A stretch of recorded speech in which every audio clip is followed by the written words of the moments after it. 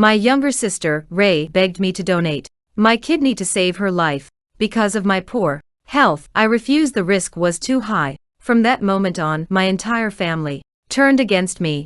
They called me selfish, heartless, a disgrace to the family. At my own engagement party, they openly cursed me, saying I'd die a miserable death, calling me an ungrateful wretch for not valuing my sister's life. Humiliated by the scene, my fiancé, Hunter, ended our engagement on the spot. Disgust written all over his face. As the guests whispered and my family secretly reveled in my misfortune, Kai Richards, the young heir to one of the most powerful families in the city, suddenly stepped forward. His voice was clear, cutting through the silence. Milena, I've had a crush on you for 10 years.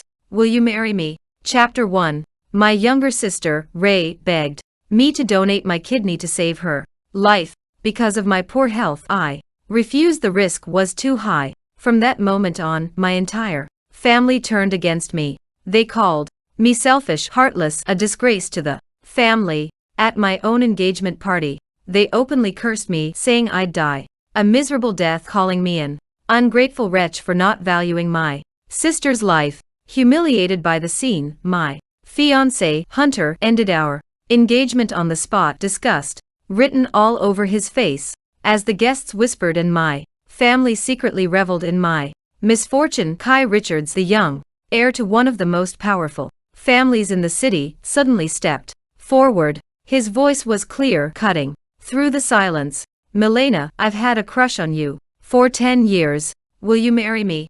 Out of spite and desperation to escape the humiliation, I said yes. For the next 5 years, Kai treated me like a princess. Every want, every need he fulfilled without hesitation. I thought I had found my salvation, a love that could finally heal me, but that illusion shattered when our 4-year-old son, Leon, suddenly went missing. Days later, his small, lifeless body was found floating in the sea. His kidneys had been harvested.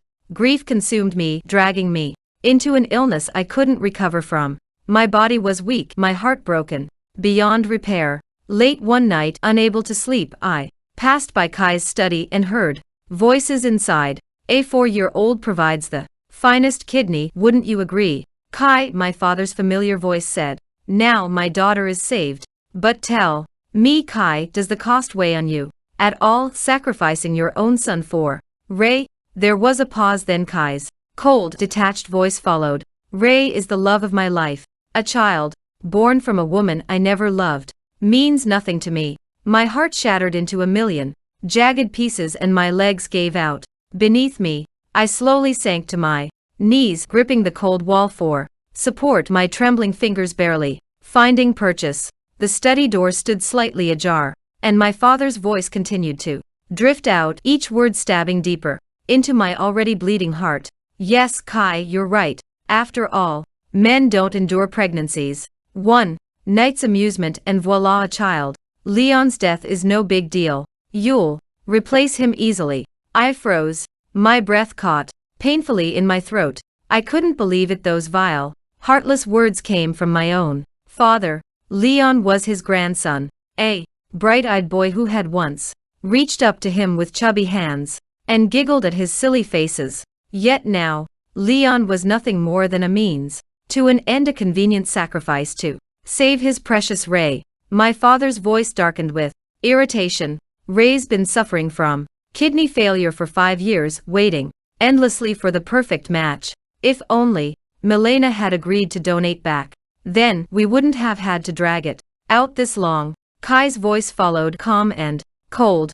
Milena's health was poor. She wouldn't have been a suitable donor. For a fleeting moment, a fragile sliver of hope bloomed through my anguish, a desperate belief that maybe, just maybe, Kai had cared for me even a little. But the hope was crushed under the weight of his next words. Kai let out a low, mocking laugh. You're overthinking it, Mr. Nichols. The only thing I ever felt for Milena was disgust at her weak, sickly body, unworthy of saving Ray. My nails bit into my palms as his voice carried on, each word more brutal than the last. Every time I touched her, I felt so nauseated I wanted to vomit. But to create the perfect donor match for Ray, I had no choice.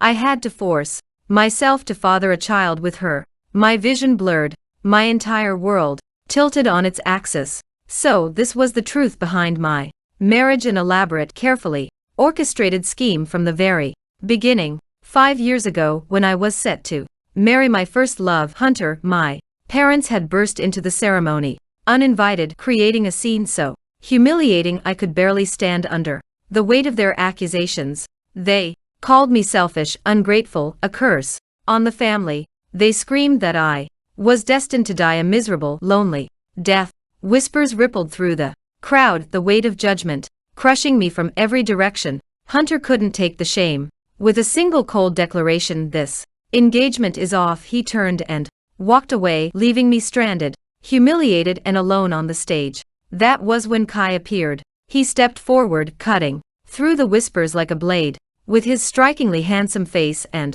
calm confidence, he extended his hand to me, his smile gentle and reassuring. "I've had a crush on you for 10 years. Will you marry me?" I thought he was my salvation, a lifeline thrown to me by fate itself.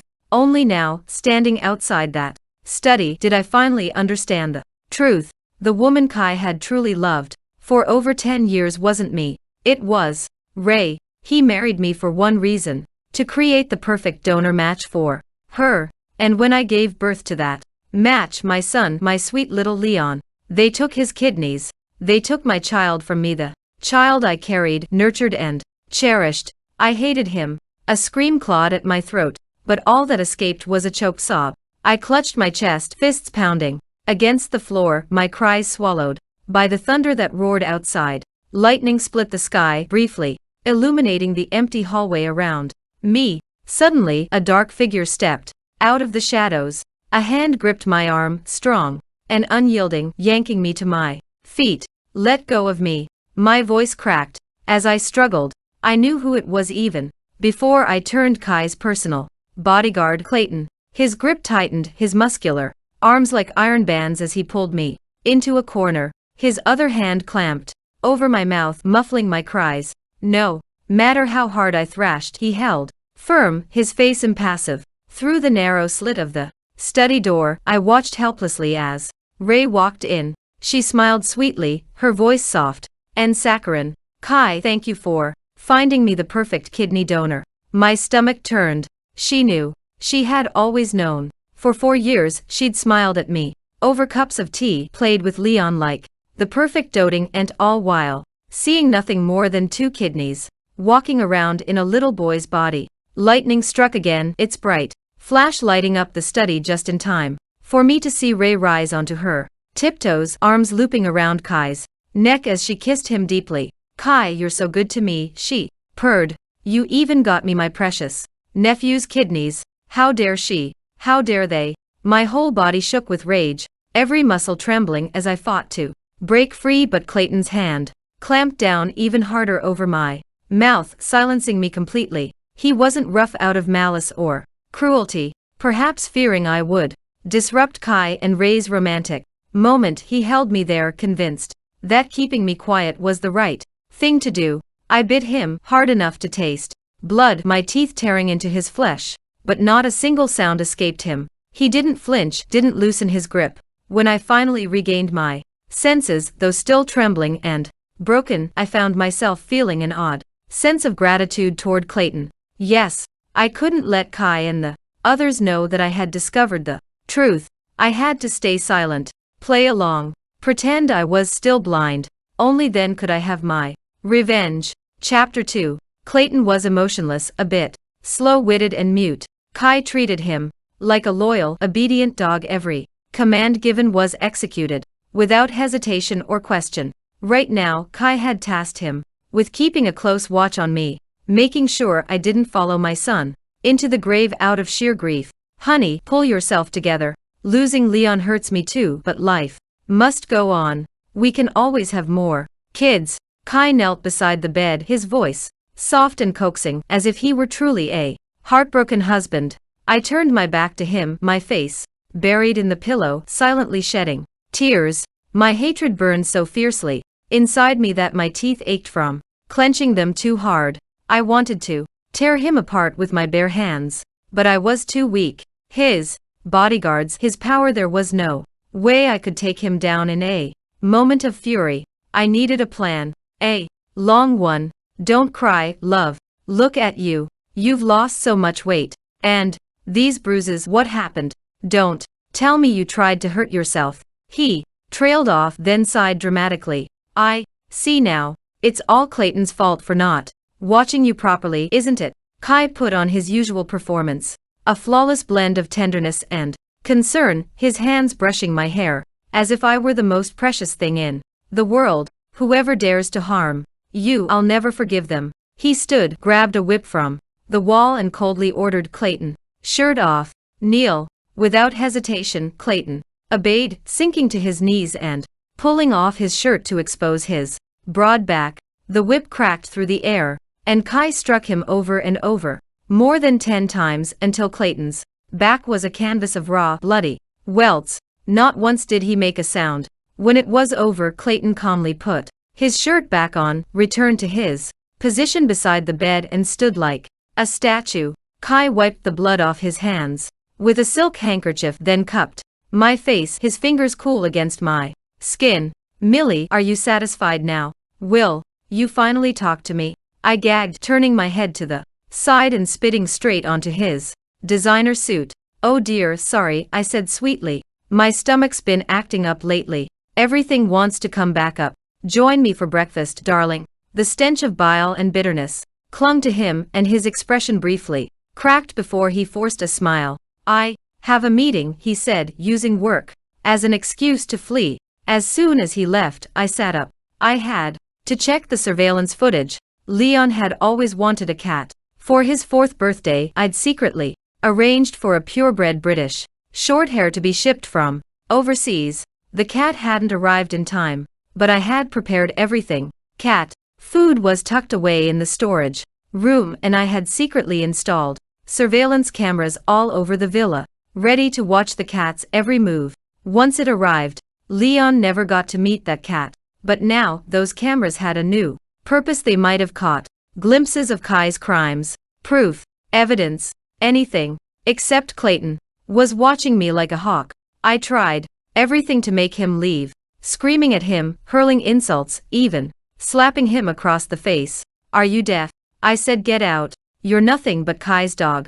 Admit it. You killed Leon, didn't you? Clayton simply stared back. His sharp profile remained carved from stone, unmoved by my words or my fists. In a fit of rage, I grabbed a porcelain vase from the nightstand, smashed it to the floor, and seized a jagged shard, pressing it to my wrist. Clayton moved in an instant, faster than I could blink. His iron grip locked around my wrist, forcing the shard from my hand. They said he held a 9th-degree black belt in Taekwondo and a 5th-degree black belt in karate. Restraining me was no harder than handling a helpless kitten, but desperation made me frantic. Clayton had to leave, so I slammed my head against the wall with everything I had. Blinding pain exploded across my skull and my vision blurred red. For the first time, Clayton hesitated. Panic flickered in his eyes, and then he bolted from the room to summon a doctor. I didn't waste a second fighting the waves of dizziness. I crawled to my laptop, locked the door, and accessed the surveillance footage. My fingers shook as I sped through the recordings, heart pounding in my ears, but there was nothing, not a single clue pointing to Kai's hand in Leon's murder or the theft of his organs. He was too careful, too cautious. But I did find something else. A conversation between Ray and my father. They were discussing how to kill me. Chapter 3. In the surveillance footage, Ray's voice was filled with impatience. Leon is dead, and isn't Milena making a fuss about killing herself? Why is she still alive? My father, sitting across from her, spoke with a hesitant tone. I heard Kai has been keeping bodyguards around her. Ray rolled her eyes dramatically. The only reason we kept her around was so she could give birth to Leon and donate his kidney to me. Now that the job is done, it's best if she just dies. My father shifted uncomfortably. Maybe Kai's just worried about you. He probably wants to have more kids with Milena just to create a few extra kidneys in case something happens again. Ray's expression darkened, sharp and venomous. No way. I can't tolerate Milena staying by Kai's side any longer. I'm the one he loves. I need to marry him as soon as possible. There was a flicker of guilt in my father's eyes, but it was gone almost as quickly as it appeared. Milena is selfish, but does she really deserve to die? What if I try to talk her into divorcing Kai instead? Ray's cold laugh rang out, echoing off the walls. Dad, do you really think she'll just let go of Kai? She'll cling to him no matter what. We just need to give her a little push. And luckily, I just got my hands on a new drug. My father frowned. What kind of drug? With a sweet smile, Ray leaned closer, her innocent face a chilling contrast to her words. A top-grade aphrodisiac. It'll make her lose all control. I'll find some filthy man infected with AIDS to sleep with her. She'll think it's Kai. She chuckled softly, her tone dripping with malice. When the time comes, I'll record the whole thing and send it to Kai. The moment he finds out she has AIDS, he'll kick her out without a second thought. Her scheme was vile, so twisted, it made my stomach churn. Even my father looked unsettled.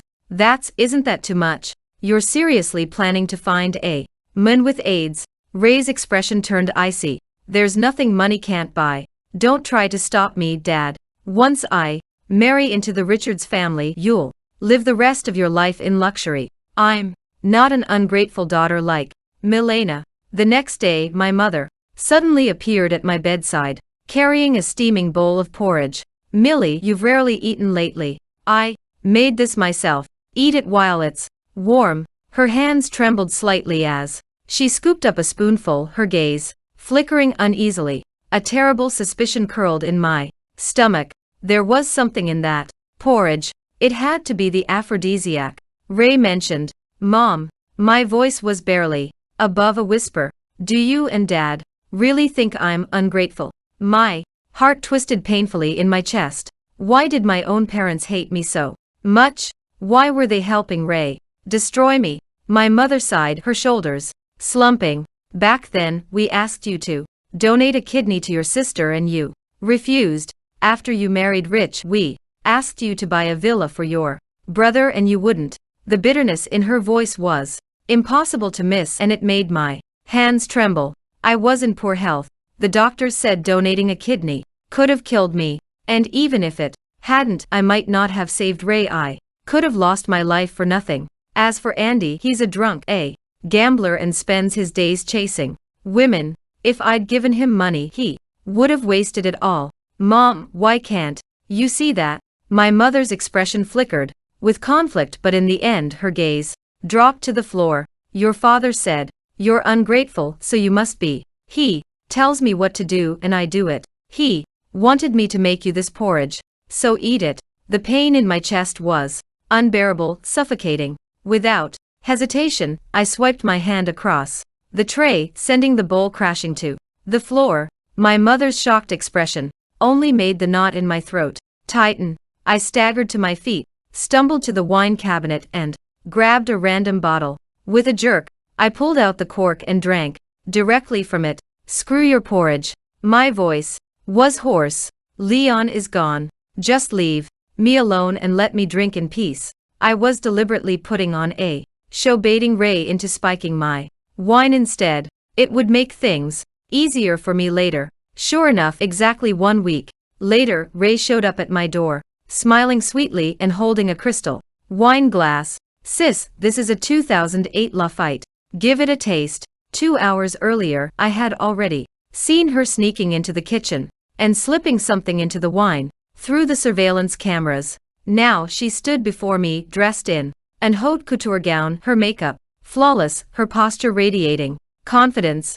Dangling around her neck was a massive ruby necklace impossible to miss. My stomach twisted. I knew that necklace. Kai had bought it at auction, spending over $1 billion just to win it. Ray caught my gaze lingering on it and caressed her neck with deliberate slowness, her smile turning smug. Beautiful, isn't it? Kai gave it to me to celebrate my successful kidney transplant. Now I can finally live a long, healthy life. Chapter 4. How shameless. Ray's so-called long and healthy life was built on Leon's death, with his kidney now sitting inside her body like a trophy. The mere thought of it made my fingers twitch with the urge to strangle her right there, to wipe that smug smile off her face for good. Come on, sis, drink up. Haven't you been drinking a lot lately? Ray's voice was sickeningly sweet, her smile stretching just a little too wide. Have some wine and pull yourself together. I'll take you to my birthday party. She clapped her hands and two people stepped into the room, a makeup artist and a stylist, both already armed with brushes and racks of dresses. Make my sister look gorgeous, Ray instructed, her eyes gleaming with barely contained malice. I want her to shine at my party and finally move on from all that grief. The makeup artist painted my eyes with heavy, smoky shadows that darkened my gaze, adding a sultry edge I rarely saw in the mirror. The stylist then slipped me into a mermaid cut gown so tight I could barely breathe, with a plunging neckline that left very little to the imagination. It wasn't a dress, it was a lure. I knew exactly what game Ray was playing. Earlier, I had caught her on the surveillance recording, her voice dripping with glee as she made arrangements with someone over the phone. Don't worry, my sister's given birth before, but with some makeup and a sexy dress, she's still passable. She'll definitely satisfy you. Her tone was filled with a disgusting mix of amusement and cruelty. I already know you have AIDS. That's fine, my sister won't mind. Bring your friends too. The more the merrier. She even gave him the exact room number at the Aurelian Crown Hotel, room 8868, the same hotel where her birthday party would be held. Ray's plan was clear as day. She wanted me drugged with the aphrodisiac at her party, dragged upstairs into that hotel room and handed over to a man with HIV. The whole thing would be recorded, of course, and sent straight to Kai. Once Kai saw that I had not only cheated on him but had also contracted HIV, he wouldn't just divorce me, he'd probably throw me out like trash. That was Ray's endgame. She didn't just want my place beside Kai, she wanted to make sure I was too tainted to ever crawl back. What a meticulous little plan. Almost admirable if it wasn't so vile. I gave Ray a soft smile. Thanks, Ray, but my stomach's been feeling off all day. I feel like I'm about to throw up. Let me go vomit first and then I'll drink that Lafite and get ready for your party. I gagged dramatically, clutching my stomach for effect. Ray's expression twisted with barely concealed disgust. She must have still remembered when I threw up on Kai a few days back. Ugh, fine. I'll leave you to it, sis. She took a careful step back, nose wrinkled. But don't forget to drink your wine. She left in a hurry, and the second she was gone, I poured the drugged wine into a clean glass and stared at the deep red liquid swirling inside. There was no way I'd drink it, but someone else would. I already had a plan. Kai had a habit of bringing a bottle of fine wine to every event he attended, and since he'd be going to Ray's party tonight, there was no doubt he'd pick something from his private cellar. All I had to do was make sure this particular glass of Lafite ended up in the right bottle. Slipping on a pair of gloves, I made my way down to the villa's basement where the wine cellar was kept. Rows of rare vintages stood in temperature-controlled perfection, but my eyes went straight to a small gift basket placed near the entrance. Nestled inside was a bottle of 1982 Chateau Latour and a handwritten birthday card for Ray. So Kai had already chosen her gift. How convenient. I retrieved a wine opener I'd prepared in advance, carefully working the cork out of the Chateau Latour without damaging it. Slowly I poured the drugged Lafite into the prized vintage, making sure not to spill a drop. The rich aroma filled the air, mingling with the cool scent of stone and aged wood. Just as I was about to finish, a sudden pressure closed around my wrist, strong, unyielding, like an iron cuff snapping into place. My heart leapt into my throat. I turned my head sharply, only to find myself staring straight into Clayton's face. That damn bodyguard. The man moved like a ghost, always appearing when I least expected him. Who knew how long he'd been standing there, silent of what chino a verve move I made. Chapter 5. Let go. I stomped down hard on Clayton's foot, but he barely flinched. He stood there like an iron wall, tall and solid, his face completely unreadable as his dark eyes bore down on me. His silence was infuriating, but I knew that yelling, cursing, or even trying to physically fight him was useless. I'd tried everything before, screaming, scratching, even pretending to faint, but nothing worked. Self-harm wouldn't get me anywhere either. Clayton had learned to predict my move, intercepting me with precision before I could slam my head into a wall, slit my wrist, or even bite down on my own tongue. There was no point trying to outmaneuver someone who could read me like a book. From upstairs, Kai's voice echoed down the stairs. Who's in the wine cellar? Is someone there? Shit, he was coming. The sound of his footsteps grew closer, each step eating away at what little time I had left. Desperation surged through me, leaving no room for hesitation. I threw myself into Clayton's chest, grabbing the front of his shirt, and before he could react, I stood on tiptoe and crushed my lips against his. Get lost, I hissed when I pulled back, my voice low and vicious. Unless you want Kai to catch us having an affair right here. For the first time since I met him, Clayton's usually stone-cold face cracked. His eyes widened in sheer shock, the tips of his ears instantly burning red as the flush spread down his neck. You dumb mute, I sneered. If you don't leave now, I'll tell Kai you seduced me, always flaunting your big chest and showing off those 8-pack abs to tempt me. I leaned in closer, my chest brushing against him through the thin fabric of my dress, the heat of my skin pressing into his. Clayton's wide-eyed panic was almost comical. His face turned scarlet, so red it was almost painful to look at, and he stumbled back with his hands raised in surrender. Without a word, he bolted from the cellar like a scared rabbit. Kai's voice rang out from the hall. What's going on, Clayton? Is someone down there? Clayton probably shook his head, because Kai didn't press the matter.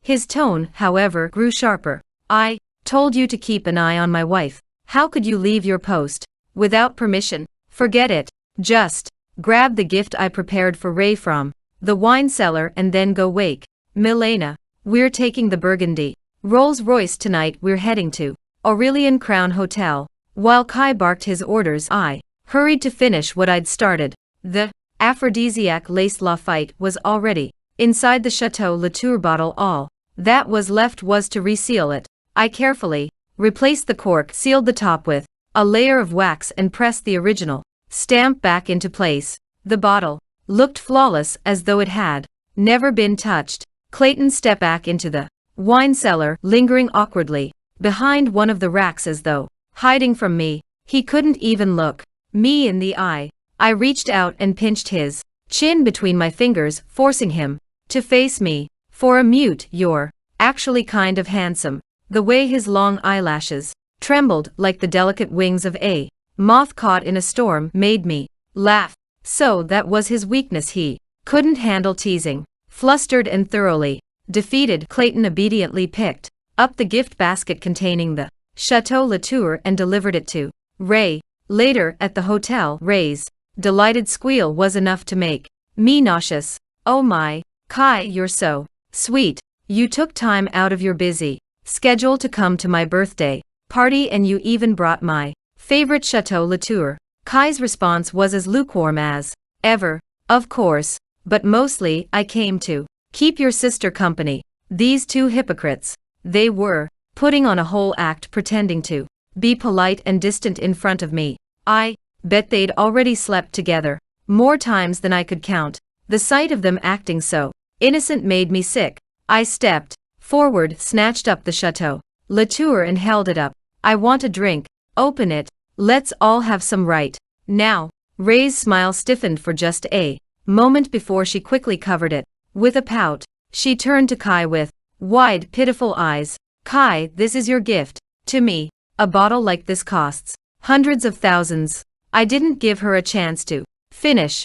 Don't be stingy. Let's all drink together. Kai's gaze lingered on me, searching my face before he turned to Ray. Millie wants to drink. Let's drink with her. I'll buy you another one later. With that, the bottle was uncorked and 3 glasses were poured, one for me, one for Kai and one for Ray. Ray took a sip, her face lighting up with exaggerated delight. This is amazing wine. But Kai's brow creased slightly. This wine doesn't taste like pure Chateau Latour. My stomach clenched. I'd forgotten Kai was practically a walking wine encyclopedia. If anyone could tell it had been mixed with Lafite, it was him. Worse, what if he could detect the aphrodisiac?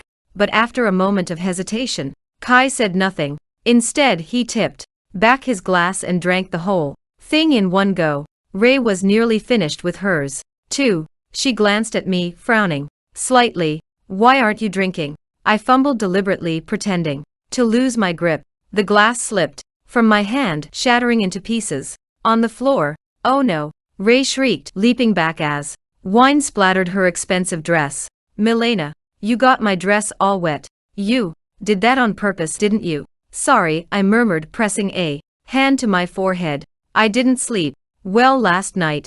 I'm feeling dizzy. Ray's expression flickered briefly before she put on her signature fake smile, looping her arm through mine. She cooed sweetly, perfect timing. I booked a room upstairs, room 8868. You should go up and get some rest, sis. Chapter 6. The moment I stepped into room 8868, the drug in the wine began to take effect. Ray clung to me like a snake, her limbs limp and trembling, her entire body burning up. Kai, you're Kai, aren't you? Hold me, Kai. Hurry, take me. Her glassy eyes stared straight through me, her mind completely adrift in a haze of lust and confusion. She was so far gone she couldn't even tell who was in front of her anymore. I shoved her onto the bed, her body hitting the mattress with a dull thud, and turned to lock the door. The air in the room felt thick, humid with her ragged breaths, but I had no interest in watching the show that was about to unfold.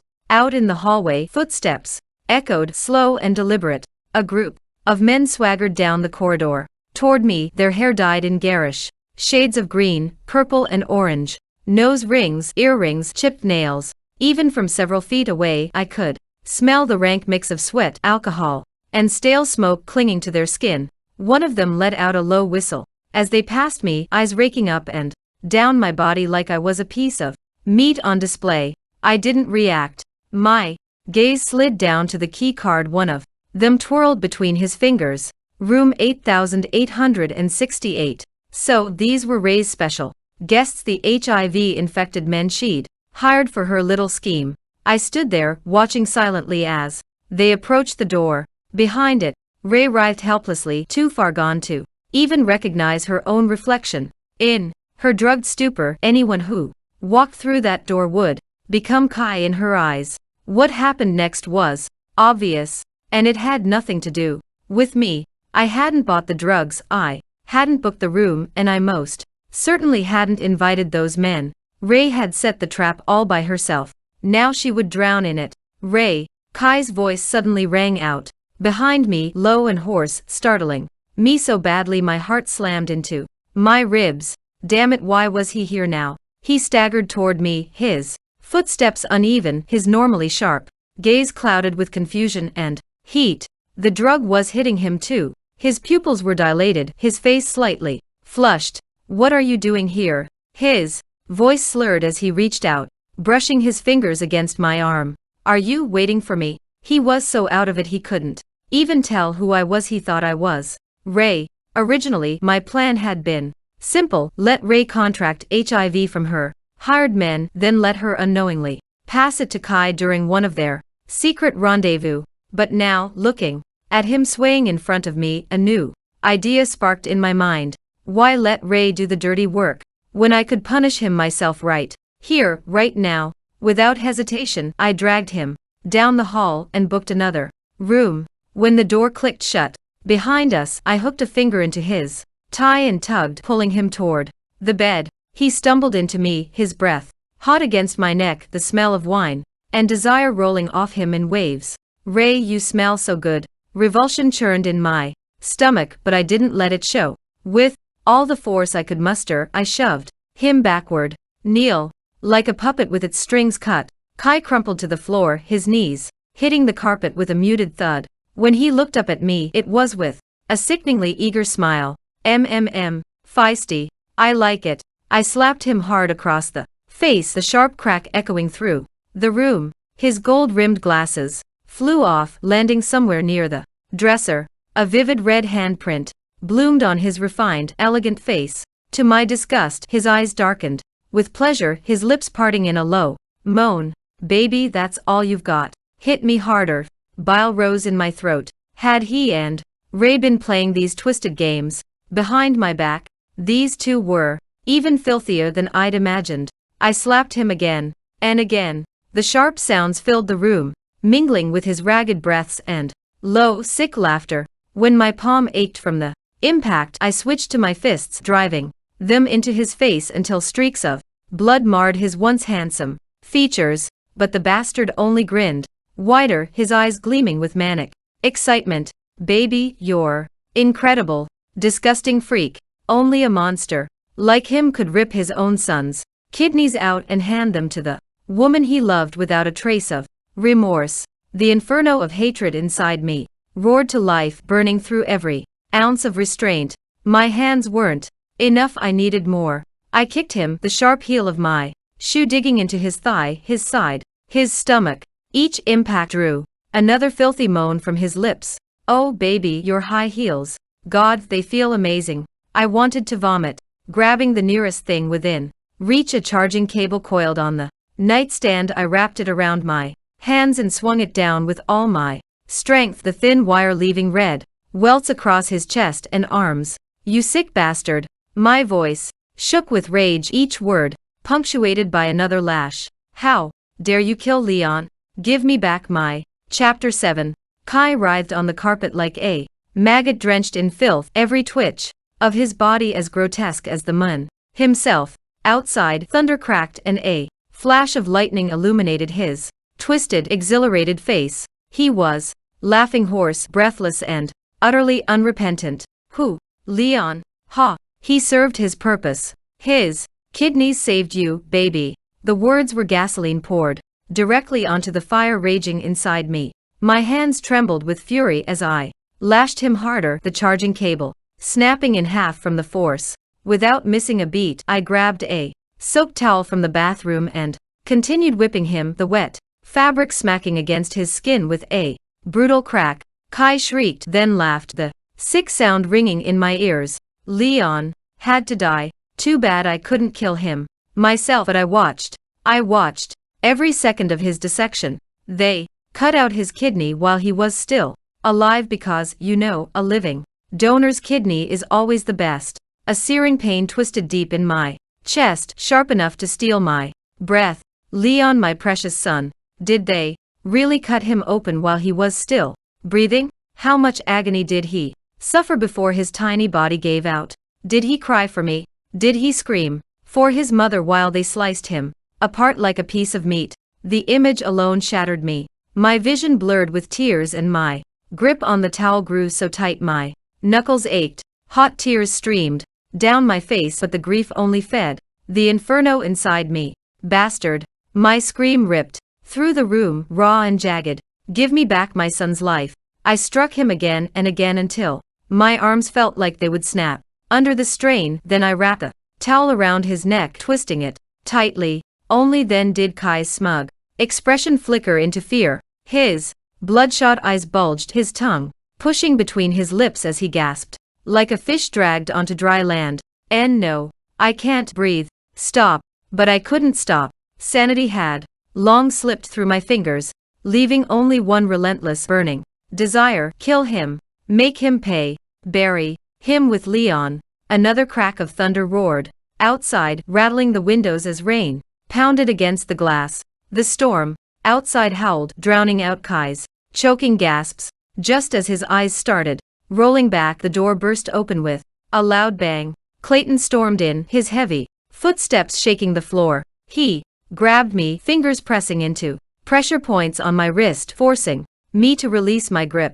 My hands spasmed open, the towel falling uselessly to the floor. Don't you dare stop me. My voice was ragged, my throat raw from screaming. I want him dead. Calm down. Please calm down. Ma'am. Clayton's deep voice was low, but firm, his words cutting through the haze of fury like a knife. Leon is still alive. The world tilted. Everything the storm, Kai's choking gasps, my own trembling breath blurred into a dull hum. Leon, still alive.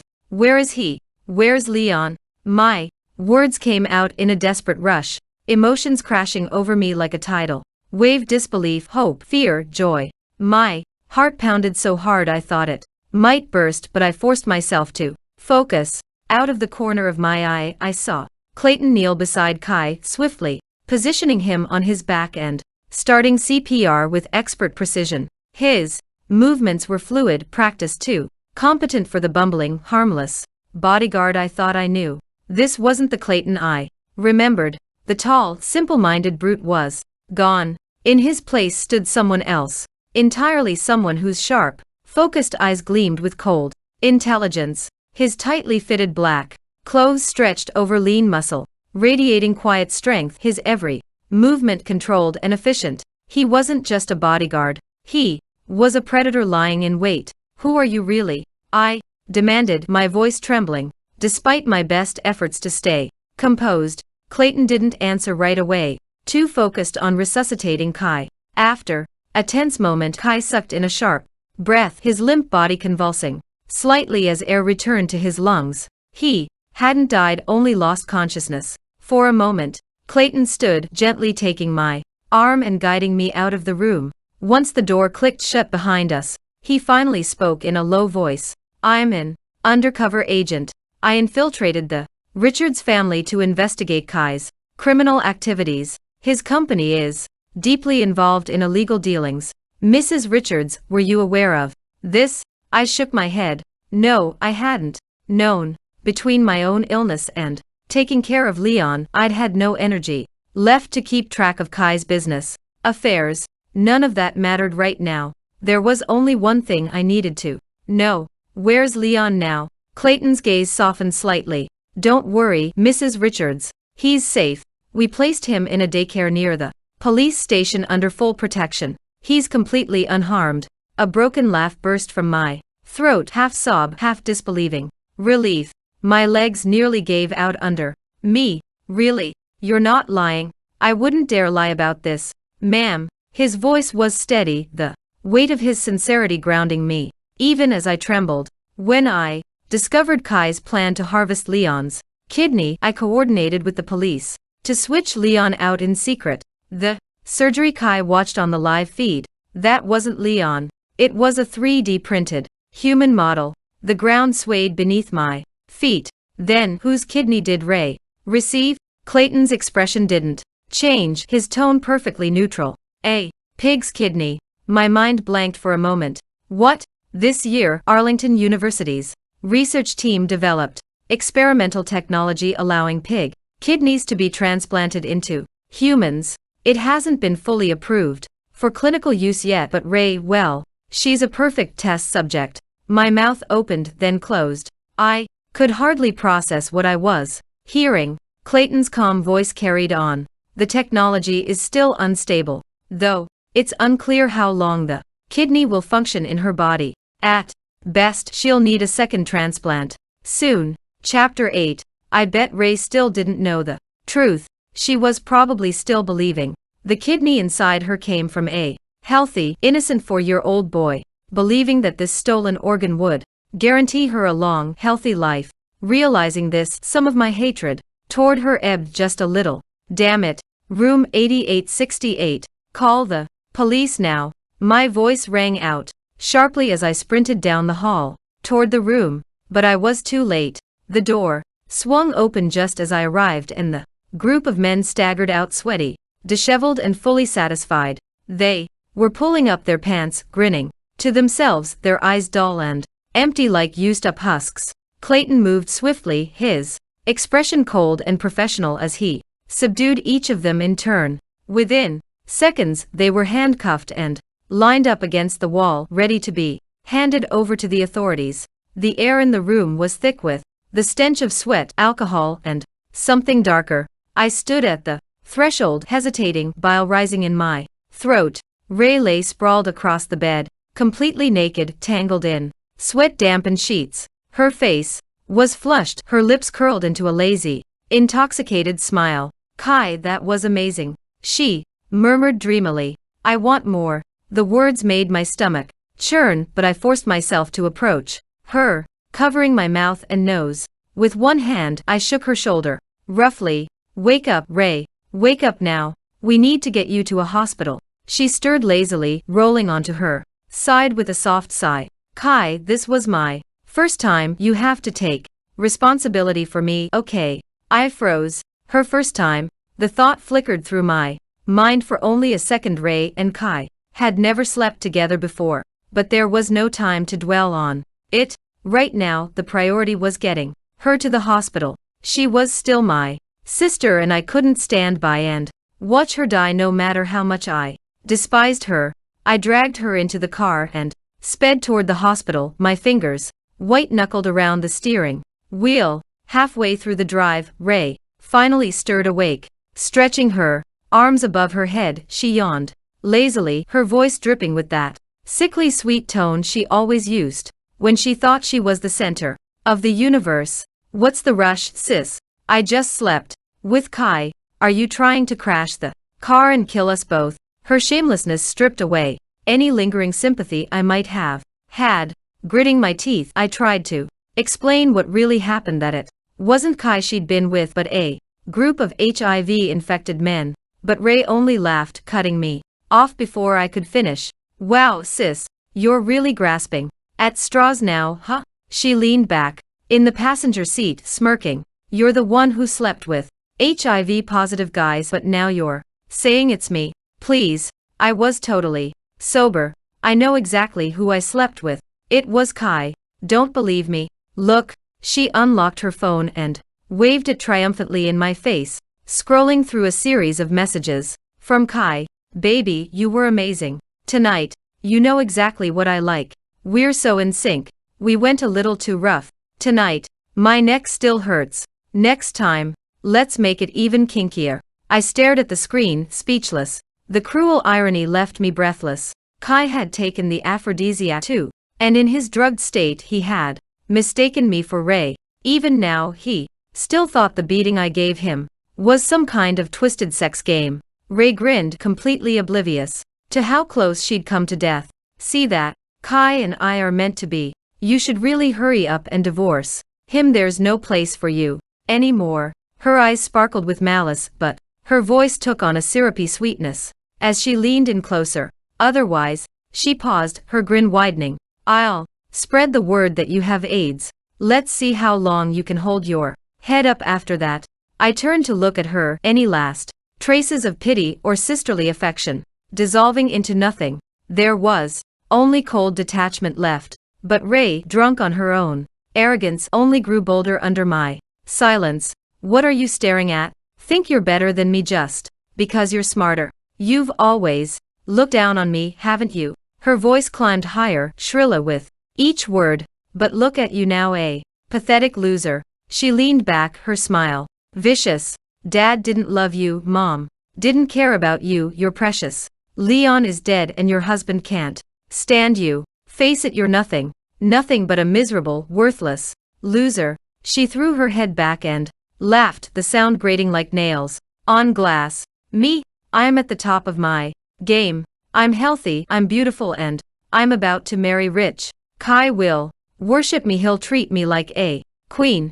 I watched her spin her delusions like a spider weaving silk, her glee so blinding she couldn't see the web tightening around her own neck.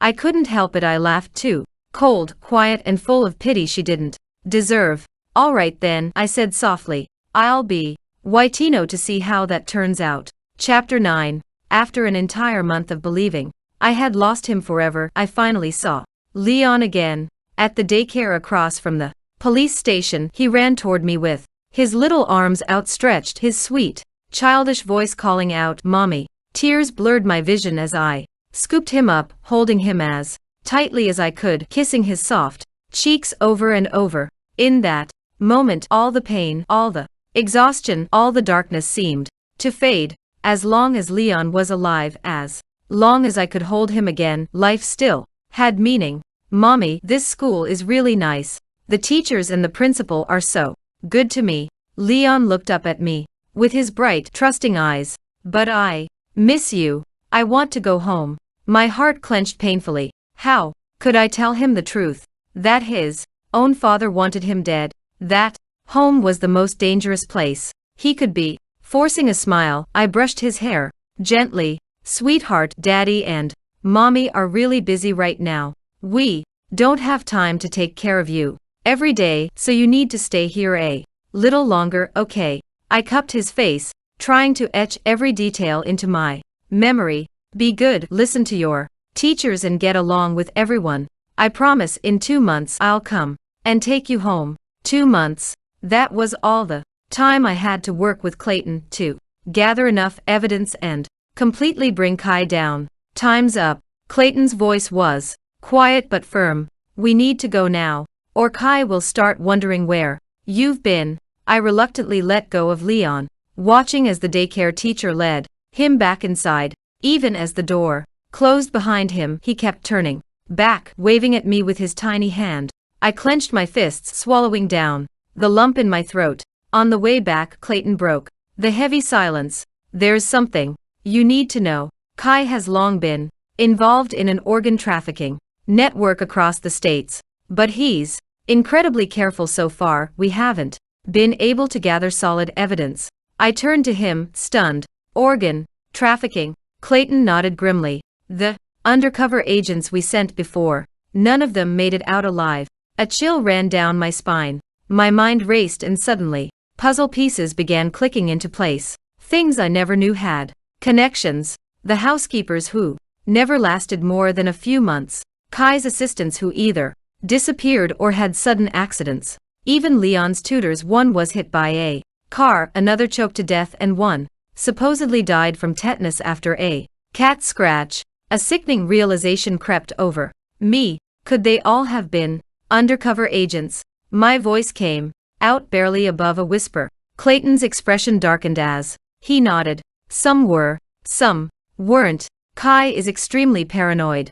The moment he suspects someone, he orders a hit. He'd rather kill 10 innocent people than let one spy slip through his fingers. A shiver ran down my spine as the full weight of his words sank in. I had spent 5 years married to a man who killed without hesitation. A man who had his own son's kidney cut out, and I had been blind to it all. Clayton exhaled slowly, as if steadying himself before saying, my best friend was one of them. His voice, usually so calm and controlled, wavered for the first time. I turned to look at him, really look at him for the first time. Objectively speaking, Clayton was incredibly handsome, the kind of rugged, effortless masculinity that exuded quiet strength and confidence. But there was something deeper beneath the hardened exterior, a sorrow that lingered in his eyes, a weight he carried that made him seem even more striking. For a brief second, I felt warmth creep up my cheeks, my heart beating just a little faster. I quickly pushed the thought away, scolding myself for letting my mind wander at a time like this. I cleared my throat. What do we do next? How can I help? To my surprise, Clayton hesitated. His usual sharpness faltered for a moment, as if he was reluctant to say the next words. Finally, after a deep breath, he spoke. Mrs. Richards, I need you to win Kai's favor. I stiffened. My stomach churned at the thought. Right now, I hated Kai. I wanted him dead. I wanted him to suffer in ways he could never imagine. And yet, Clayton was asking me to please him. Clayton continued, his tone steady. Right now, Kai sees you as unstable. He assigned me to keep an eye on you. If you keep acting this way, he'll never trust me enough to let me get close to his main operations. But if you can replace Ray, if you can make him fall for you, we'll have a much better chance of uncovering his secrets. I took a slow, deep breath, forcing my emotions down. I understand, I said finally. I'll try to win Kai's trust. I'll make him let his guard down so he finds more uses for you. My voice turned cold. But I don't think I can make him fall in love with me. Clayton responded without hesitation. You can. I let out a dry laugh. Why? He didn't answer immediately. Instead, he studied me, his gaze lingering just a moment too long before he finally spoke. Because you're beautiful, Mrs. Richards. His voice was quiet but certain. You just forgot that you are. Chapter 10. Clayton's words shook me to my core. It hit me then, ever since giving birth to Leon, I'd stopped caring about how I looked. No makeup, just bare skin every day. My world had revolved entirely around my son, leaving no time or energy for myself. I'd allowed myself to fade into the background, a dull and forgotten gem, gathering dust. But now, I had a reason to shine. Again, I would become a stunning, unstoppable woman, one who could take down Kai and reclaim her power. Without hesitation, I headed straight for the most luxurious shopping mall in the city, pulling out Kai's supplementary credit card. For hours, I moved from boutique to boutique, swiping without restraint. Designer dresses, sky-high heels, glittering jewelry, limited edition handbags. If it caught my eye, it was mine. By the time I finally stepped out, the sky had already deepened into twilight. Dressed in a sleek black cocktail dress that hugged every curve, I walked ahead confidently, my heels clicking with authority against the marble floor. Behind me, a small entourage of store clerks and security guards followed, their arms straining under the weight of my shopping bags. When I arrived home, Kai's voice rang out from upstairs, sharp, irritated. Where the hell did you go? And why did you spend so much money? My secretary called you. Blew through over 10 million in one day. What the? His words died in his throat the moment he saw me. The woman standing before him bore almost no resemblance to the wife he'd grown used to ignoring. A sultry black dress clung to my body, red lips bold and daring, and my long curls cascading down my shoulders like liquid gold. Gone was the disheveled housewife. In baggy loungewear in her place stood someone untouchable, confident and dangerous. You, what happened to you? Kai's voice faltered, his usual arrogance stripped away by sheer surprise. Are you over your grief? Grief? Ha! If only he knew. Leon was alive. But for now, I had to keep playing the role of the grieving, unstable mother, the perfect cover. I've thought it through, I said, lightly brushing a strand of hair behind my ear. Crying won't bring Leon back, so I decided to start over. Kai's eyes lingered on me, his expression torn between suspicion and reluctant admiration. It had been years since I'd seen that look in his eyes, like a man seeing his wife for the first time. I stepped closer, closing the distance between us. My fingers reached up and caught his tie, tugging it gently. It was a small gesture, but one we hadn't shared in a long time. The contact felt oddly unfamiliar, electric in its novelty. For a brief moment, both of us froze. What are you doing? Kai's voice was stiff, but the flicker of uncertainty in his eyes gave him away. An idea struck me, sudden, reckless, but too delicious to ignore. I raised my hand and gave his cheek a light slap.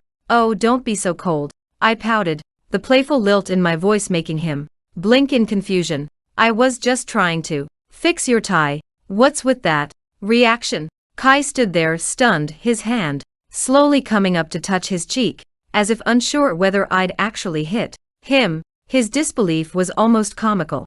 I tugged his tie again, harder this time, pulling him down until our faces were only inches apart. My breath skimmed across his skin, making him flinch slightly, not from discomfort, but from something much deeper. Honey, I whispered, my lips curling into a slow, taunting smile. You smell like another woman's perfume. Care to explain? Kai's throat bobbed, his atoms apple moving with the force of his swallow. You're imagining things, he muttered, his voice lower than usual. I didn't hold back. My hand rose again, delivering another sharp slap to his cheek, louder this time, though still more insult than injury. How dare you question my sense of smell? I arched a brow, my tone dripping with mock offense. And you still have the audacity to whine about my spending? Are you trying to get slapped again? His brows furrowed, but there was a Phi Ichor sub 11E but unmistakable in his eyes. Interest, excitement. I knew him too well. Kai was a man who wore power like a second skin, but underneath it all, There was a masochist desperate to be tamed. I leaned into that. The more aloof and commanding I became, the more he followed me around like a pathetic puppy caught somewhere between obsession and confusion. Grieving's over, I declared. I've been reborn. From now on, life is all about joy, mine, to be specific. And you, Kai, are going to make me happy. Every whim, every indulgence. Or you'll regret it. The second I slipped into that commanding tone, Kai's knees practically buckled. He tried to cover his reaction, stiffening his posture and retreating to the dining table. I'm the CEO of Richard's Capital Group, he said coolly, though his voice cracked slightly. I don't have time for your childish games.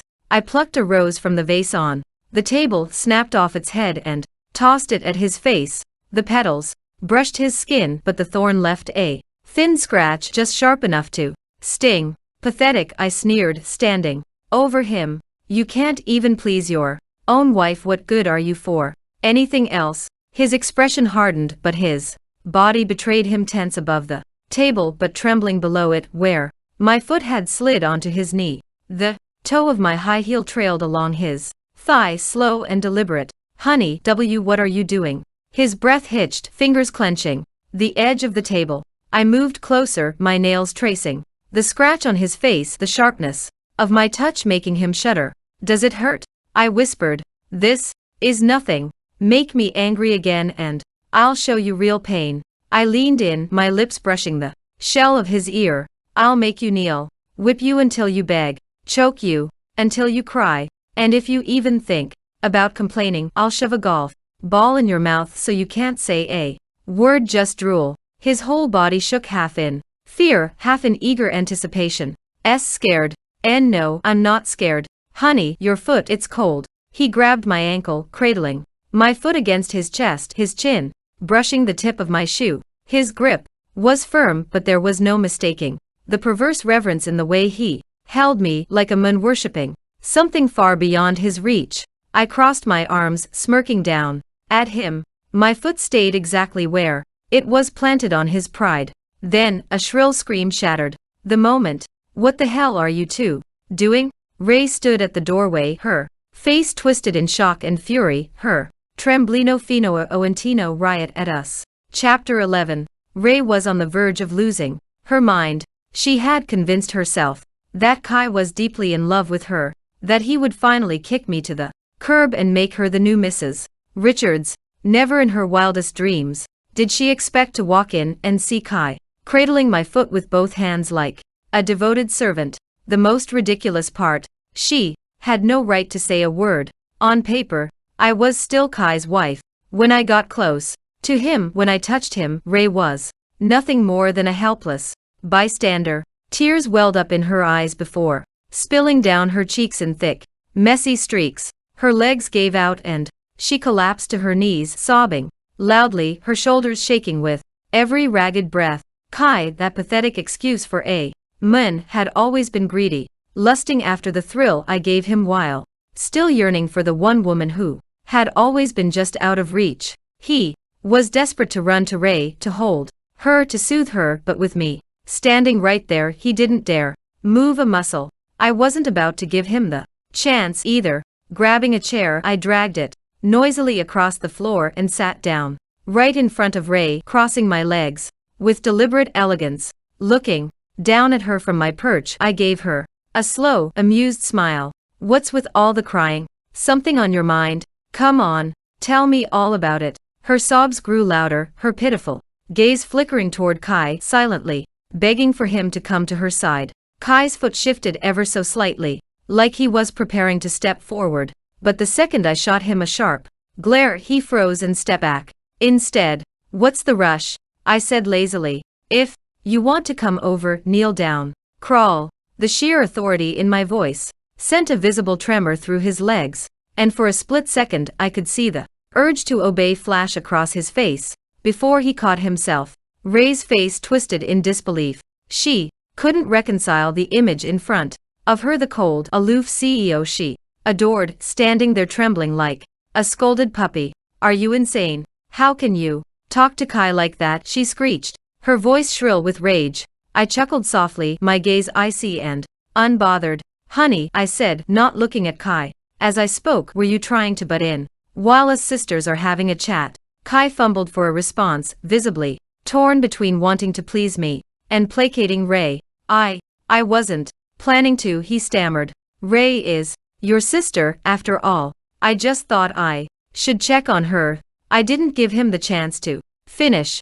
Go upstairs. Have the family doctor clean up your face. Obey me. The last two words were a trigger, sinking deep into Kai's psyche. His entire body stiffened for a second, before his knees nearly buckled and, with a dazed, almost blissful expression, he turned and obediently left the room. Ray's gaze followed him, longingly, but the moment he disappeared, she crumbled all over again, her sobs turning into messy, incoherent rambling. I don't believe it. I don't believe it. How could he treat me like this? I don't believe it. Her muttering got louder and louder, and eventually I could no longer pretend not to hear. What's with the tears? I asked, my tone almost bored.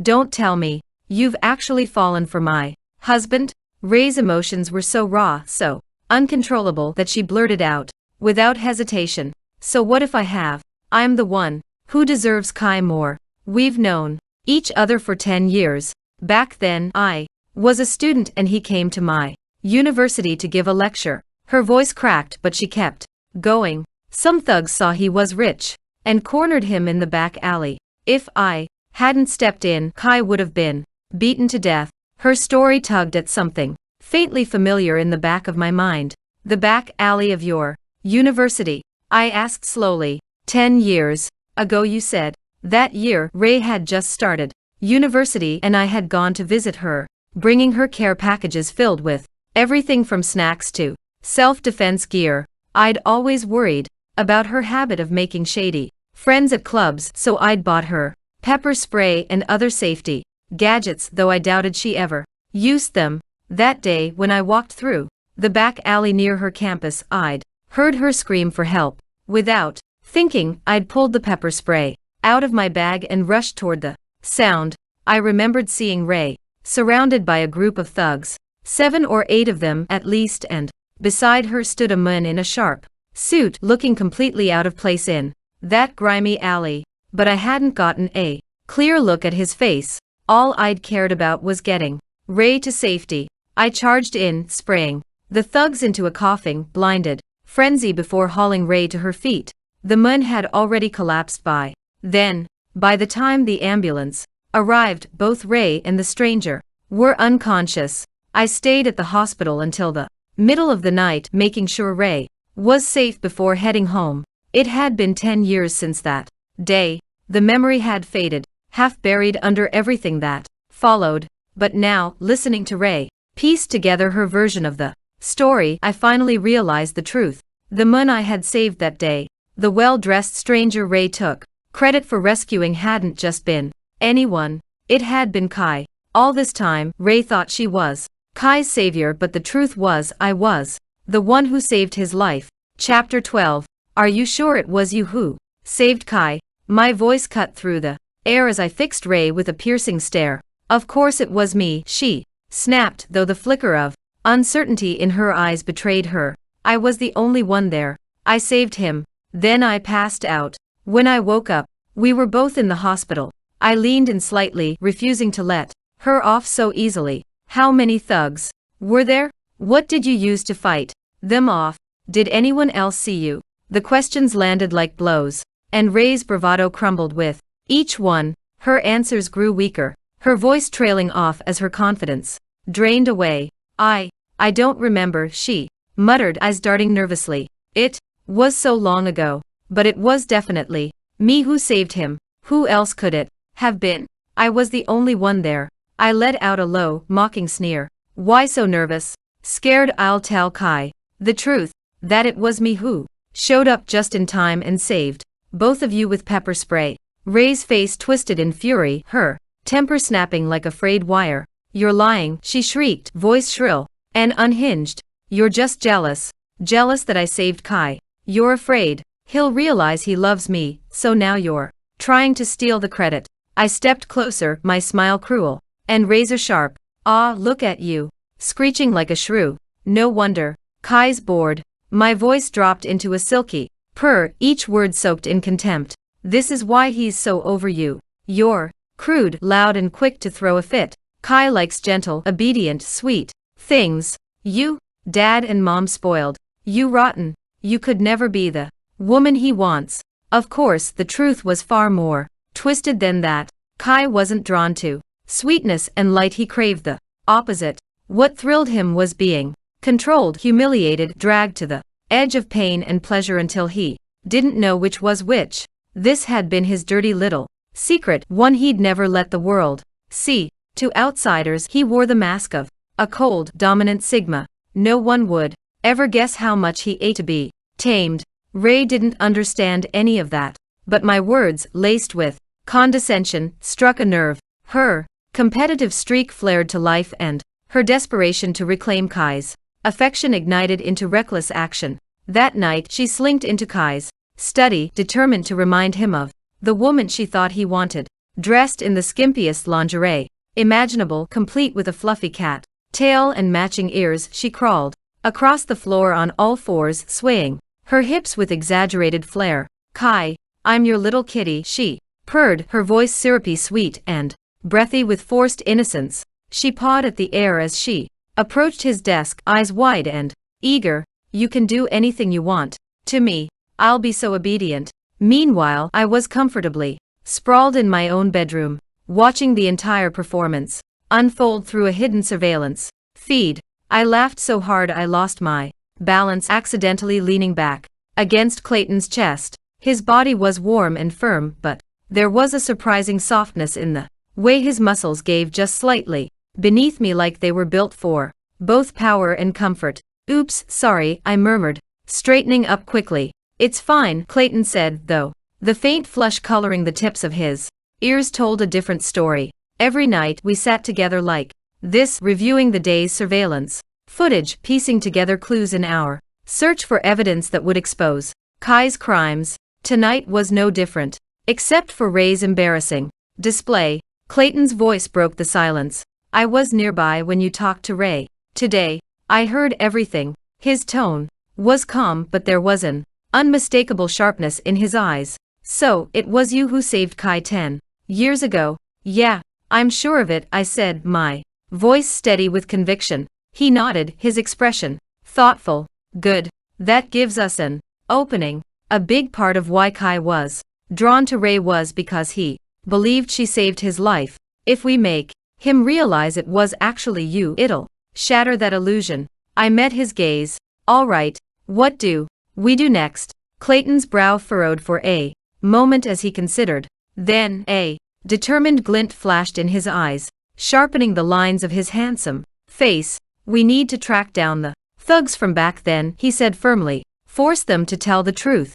I hesitated, unease stirring in my gut. Is that really a good idea? What if they gang up on us? Clayton's mouth curved into a confident smirk. Relax. Back in special forces, I could take down 10 men in seconds. Chapter 13. The night stretched on, quiet and heavy, but sleep was out of the question. On the surveillance feed, Ray was still at it, twisting, purring, and trying every trick in her book to seduce Kai. Clayton and I had no choice but to stay vigilant, eyes glued to the screen. Even the most ridiculous moment could hold a crucial piece of evidence, and we couldn't risk missing it. Kai, why are you ignoring me? Ray's voice was syrupy sweet, her words stretching out like sticky candy. Am I not pretty enough? You can do anything you want to me, curse me, hit me, tie me up, as long as it makes you happy, anything goes. She swayed her hips like a snake, her tiny cat tail swishing behind her, but all her effort was wasted. Ray had no clue what truly stirred Kai's desires. His expression was stiff, bordering on disgust, but with his carefully crafted Sigma male image to uphold, he forced himself to play along. His smile was thin, like cracked porcelain. You're beautiful, of course. Very beautiful, Kai said. Now get up. The floor is cold. Ray's frustration bubbled over. She grabbed his hand, pressing it firmly against her chest. I don't believe you're not tempted. Go ahead and ravage me. Be my master. I'm your little wildcat master. That was the final straw. Kai's composure shattered and the words tumbled out before he could stop them. Do you really not know what I like? I don't want to be your master, I want you to be my master. Ray's brow furrowed in confusion, disbelief flashing across her face. Humph, don't be ridiculous. You're a real man, strong, proud. Why would you want to be submissive? You must be joking. Kai's expression twisted painfully, like someone suffering through severe constipation.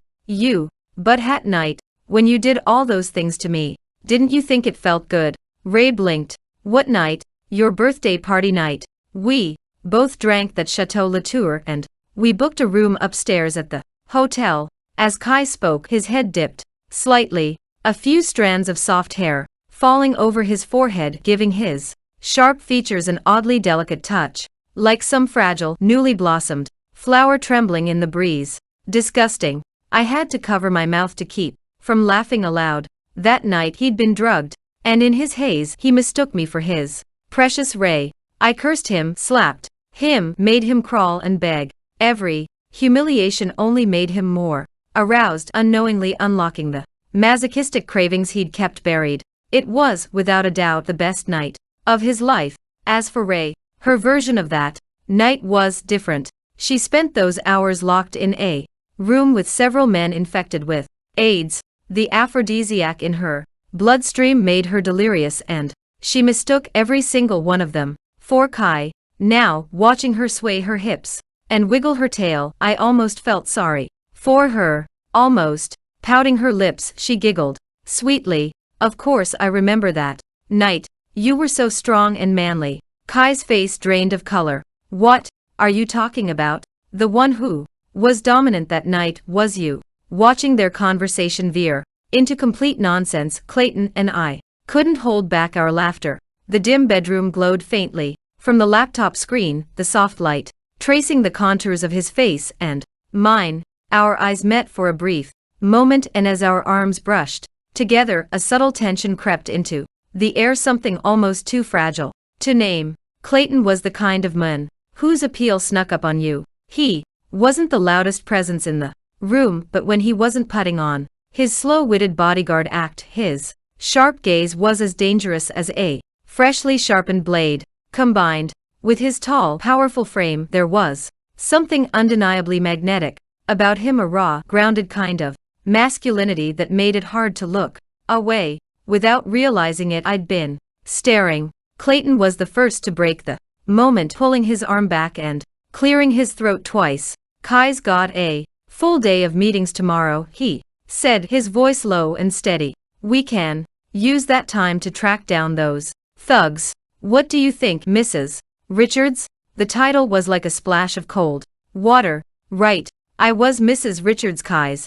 wife, at least in name. Whatever stray thoughts had been flickering in the back of my mind needed to be snuffed out immediately. I stood quickly, putting distance between us, and composed myself before answering. All right, we'll move tomorrow. He nodded, though there was a slight stiffness to his posture. The way we look now is too obvious. Anyone could tell you're the lady of the house and I'm the bodyguard. We need disguises, something low-key. I caught on immediately. College students? Exactly, he confirmed. But then Clayton hesitated. His shoulders squared, but there was something reluctant about the way his jaw tensed, like the next words were hard for him to say. After a pause, he finally forced them out. To blend in naturally, we'll need to pretend to be a couple. Chapter 14. After 10 years, I found myself back at the university where Ray had once studied. The campus was just as grand and prestigious as I remembered its reputation, well earned. But Ray's academic record was a different story altogether. She had failed too many courses to ever receive her diploma. Only our parents and I knew the truth. They had threatened me into keeping quiet, insisting that Ray's reputation had to be preserved. To the outside world, Ray still bragged proudly about being a graduate of a prestigious university, and no one ever questioned it. Clayton and I blended into the sea of students effortlessly, dressed in plain white shirts, worn jeans and caps. pulled low over our faces. The lively atmosphere was a stark contrast to the secrets we were here to uncover. Skateboards clattered down the concrete steps and whistles pierced the air, mingling with bursts of laughter and shouts from students enjoying the afternoon sun. The carefree energy of youth filled the air. Before I could fully take it all in, a plastic soda bottle flew toward me. "Hey, girl, mind giving me your number?" Before I could even react, Clayton's voice cut in, calm but firm. "No." He swung his foot with perfect precision, sending the bottle spinning through the air until it crashed directly into a nearby trash can. Without giving me a chance to respond, Clayton grabbed my wrist and tugged me away from the sports field, weaving us quickly through the crowd. The sun hung low, casting long, golden streaks across the grass. In the shade, cicadas sang relentlessly, their hum rising and falling with the breeze. My skin grew warm where Clayton's hand gripped my wrist, a thin sheen of sweat forming between us. "Hot," I muttered under my breath, more to myself than anyone else. Clayton glanced at me, brow furrowed in confusion. "What's hot?" I looked down at his hand and realization dawned on his face. His fingers sprang open, releasing me as though my skin had burned him. Sorry, I apologize, Mrs. Richards." His face flushed slightly, an amusing mix of handsome and sheepish, like a tough guy caught doing something awkward. I looked away casually, pointing toward a shaded path behind the sports field. "There's a small path there. If we cut through, it'll take us straight to the back alley." That alley hadn't changed much over the years. Even in broad daylight, it was the kind of place you didn't linger. After nightfall, it became something much worse, a haven for drunks, addicts, and petty criminals. Neon signs flickered unevenly, their garish colors reflected in puddles of filthy water. The air was heavy with the mingled stench of cigarette smoke and alcohol. Relying on faded memories from a decade ago, I led the way until we reached the spot, the place where Kai and Reyes were ambushed. Against all odds, my luck held. A familiar figure slouched on a bench near a row of crumbling buildings, one of the thugs from 10 years ago. I remembered his shockingly bright yellow hair, though it was thinner now, a little grimier. What stood out more was the sheer damage time had done to him. His eyes were milky white, unseeing. His sleeves hung limp, empty where hands should have been, replaced by two crude stumps. "Who's there?" His head snapped up at the sound of our footsteps, ears tilting toward us like a cornered animal. "Two people, sneakers. Students." He bared his teeth. "Get lost or I'll cut you to pieces." From a nearby table, a group of thugs erupted into laughter, slapping the table at his empty threat. "Cut them with what, you blind idiot? Your stumps." I stepped closer, lowering my voice. "What happened to him?" One of the nearby thugs was all too happy to answer, eager to spin a tale. "Bad luck, that's what. 10 years ago, he and his buddies tried to snatch some rich brat, beat the kid half to death, but that kid grew up with a serious grudge. As soon as he got some power, he hunted them all down. All 7 of them got wrecked."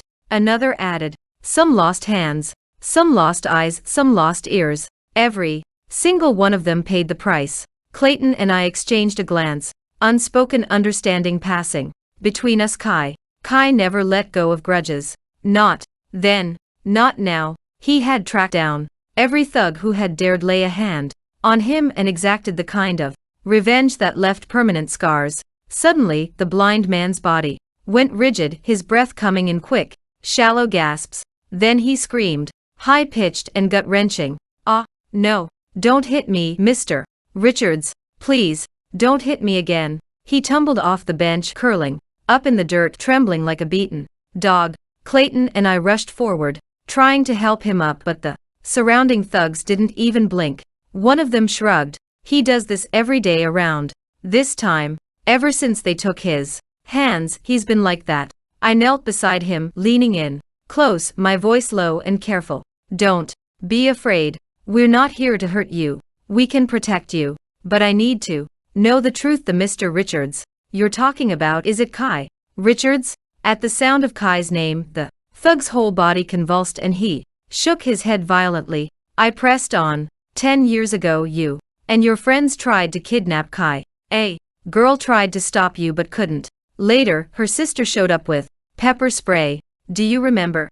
The man's scream ripped through the air, raw with terror. Stop talking, please. I already paid for it. Please, just leave me alone.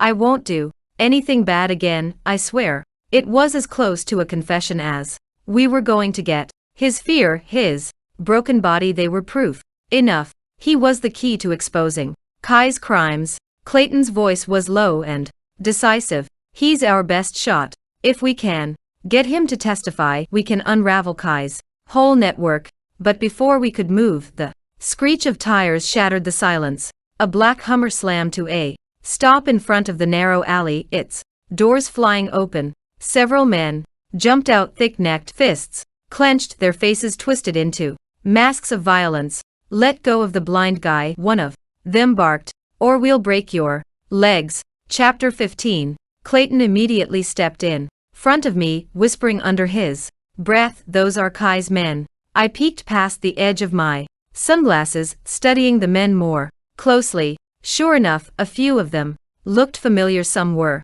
bodyguards from Kai's villa in the neighboring state. Their watchful eyes, the way they carried themselves, even the slight bulge under their jackets where they likely concealed weapons, it all screamed trouble. Clayton voiced what we were both thinking. After Kai took revenge on that yellow-haired thug, he must have kept tabs on him, making sure he didn't run to the police or anyone else. That's why they're here. It made sense. The moment we tried to take the thug away, Kai's men appeared. One of the larger men stepped forward, squinting at us through the dim light. "Who the hell are you?" His gaze swept over me, lingering longer than I liked before muttering, "Why do you look familiar?" Shit, there was a real chance he might recognize me as Kai's wife. Without missing a beat, Clayton's grip on my hand tightened just slightly and his entire demeanor shifted. He pulled me closer, adopting a carefree, cocky attitude. "We're just students from the university over there," he said, his tone casual but convincing. "She's my girlfriend. We saw this guy here looking miserable, so we figured we'd take him to a hospital." The men spat on the ground. "You two wanna play heroes? Get lost before I break your legs." Clayton leaned in, his voice low against my ear. "Let's go. We'll figure out a way later." But Kai's men weren't done with us yet. The first man's eyes stayed fixed on me, suspicion darkening his face. "You take off your sunglasses. Let me see your face." Panic curled low in my stomach. His suspicion was growing, and if he got a clear look at me, it'd all be over. Without hesitation, Clayton stepped fully between us, his broad frame blocking me from view. His voice was calm, but there was an edge of warning underneath. "What exactly do you want with my girlfriend, sir?" "Cut the shit." The man lunged forward, grabbing Clayton's shoulder to shove him aside. It happened in a blink. The man's scream tore through the air, louder than anything the yellow-haired thug had managed. His wrist was twisted at a grotesque angle, bent the wrong way like a broken doll's. Before anyone could react, Clayton's foot connected with his chest, sending him flying 10 feet across the pavement. The remaining men scrambled out of the Hummer, their faces twisted with fury and confusion as they formed a loose ring around us. "Run!" Clayton's hand found mine, and we bolted.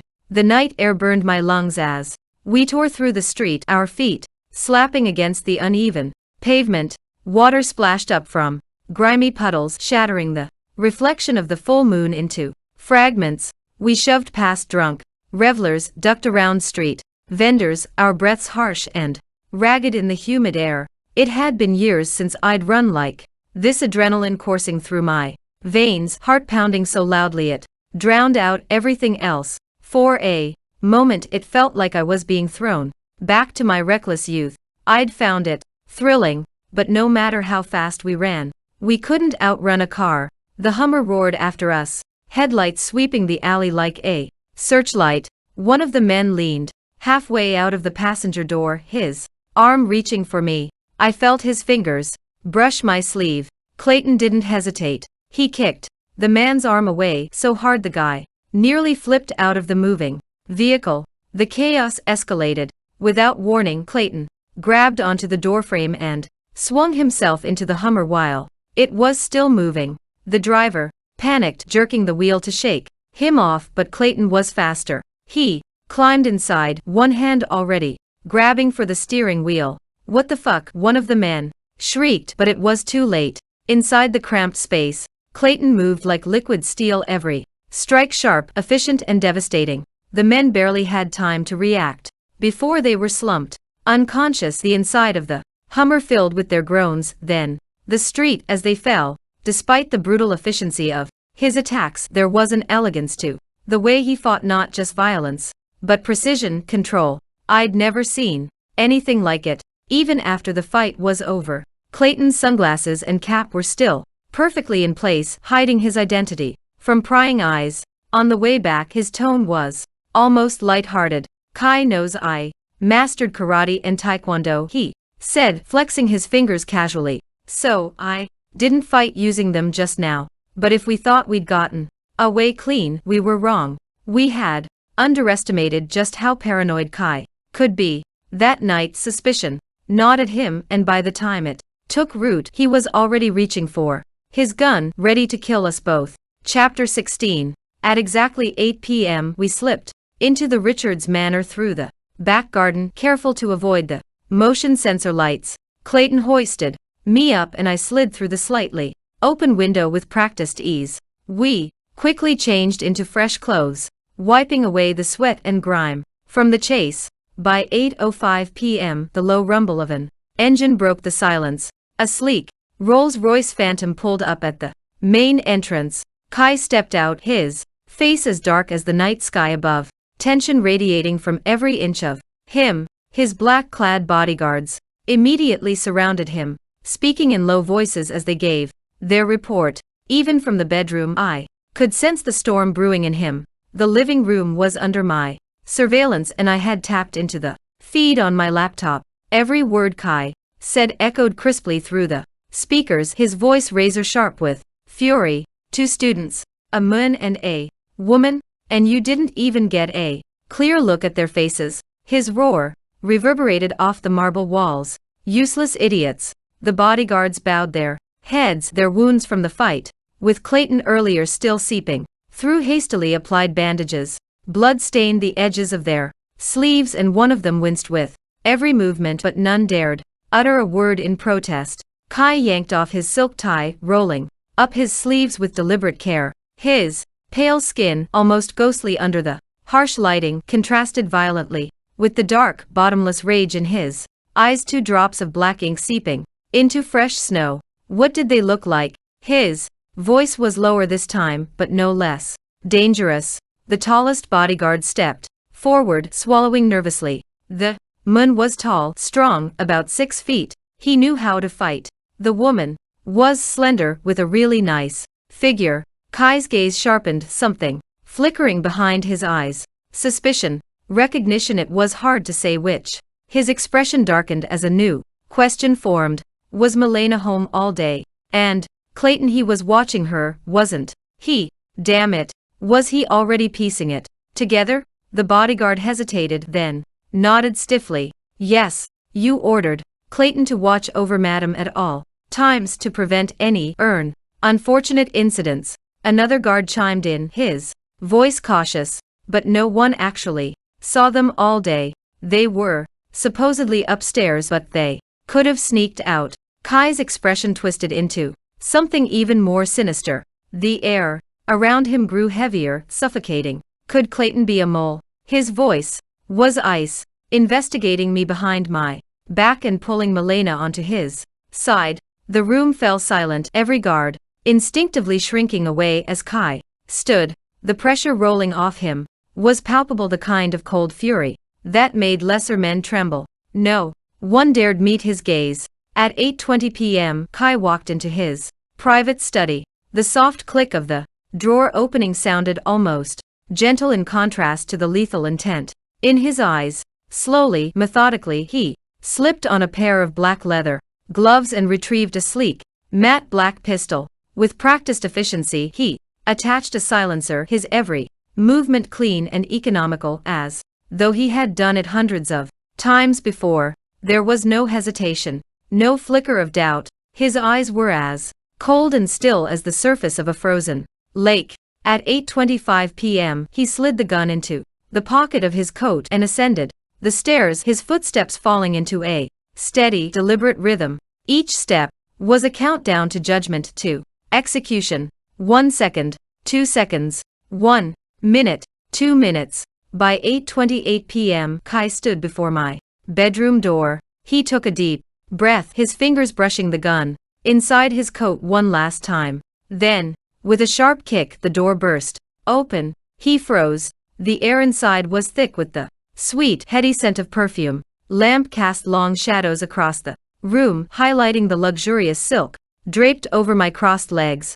I was lounging lazily on the edge of the bed, wrapped in a midnight blue silk nightgown that slid high up my thigh. A single black patent leather Louboutin dangled precariously from my toes, swaying gently. Clayton knelt at my feet, his muscular chest bare and slick with sweat. Intricate red ropes bound his arms behind him, the pattern cutting into his skin. His back was streaked with fresh whip marks crisscrossing like delicate ink brush strokes. His face, so handsome, so stoic, under normal circumstances, was flushed a deep red, a mixture of pain and something unspoken. Every muscle in his body strained against the bindings, yet he made no move to resist. The Hermes leather whip in my hand sliced through the air with a sharp crack, the sound breaking the silence like a gunshot. Kai stood in the doorway, stunned. His fingers twitched at his sides, completely forgetting the gun he had come to use.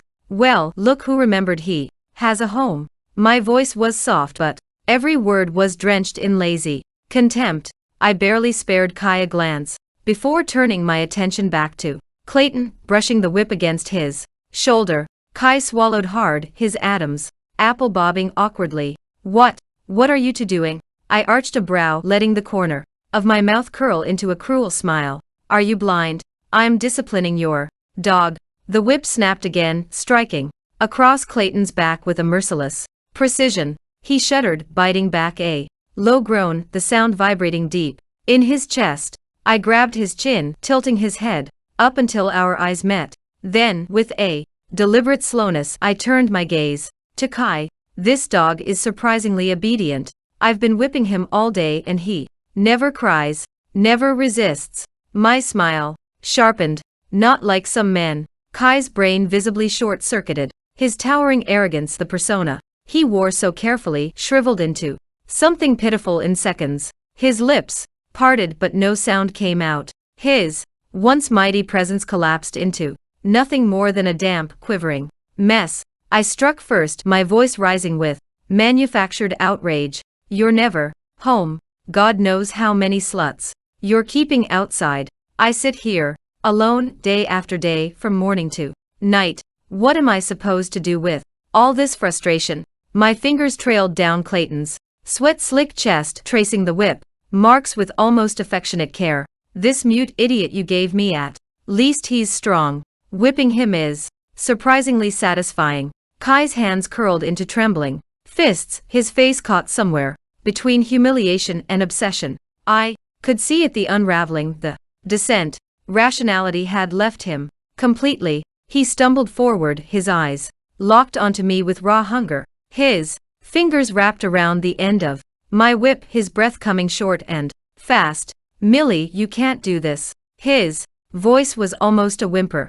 I yanked the whip from his grasp, narrowing my eyes. What exactly can't I do? Say it clearly. His lips quivered for a moment before the words spilled out, soft and desperate. You can't whip him, Millie, please. His voice broke slightly. Whip me instead. Chapter 17. Half an hour earlier, at exactly 8 p.m., sensing Kai's growing suspicion, Clayton and I immediately changed our clothes. We shed the jeans and casual shirts we'd worn during our little outing and slipped into the outfits we usually wore inside the manor. To make it convincing, I suggested a little scene. Clayton knelt at my feet, stripped to the waist, and I stood over him, whip in hand, a perfect tableau of decadent punishment. The kind of performance that would paralyze Kai's already twisted, masochistic mind. The trick worked flawlessly. Now, Kai had already kicked Clayton out of the room and eagerly taken his place, kneeling obediently at my feet.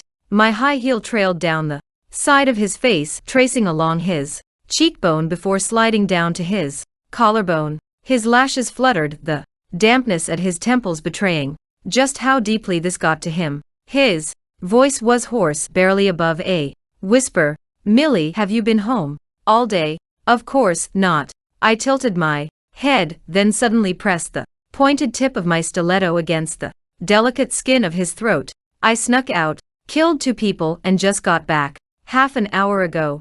The guiltier you are, the bolder you have to act, that's the rule.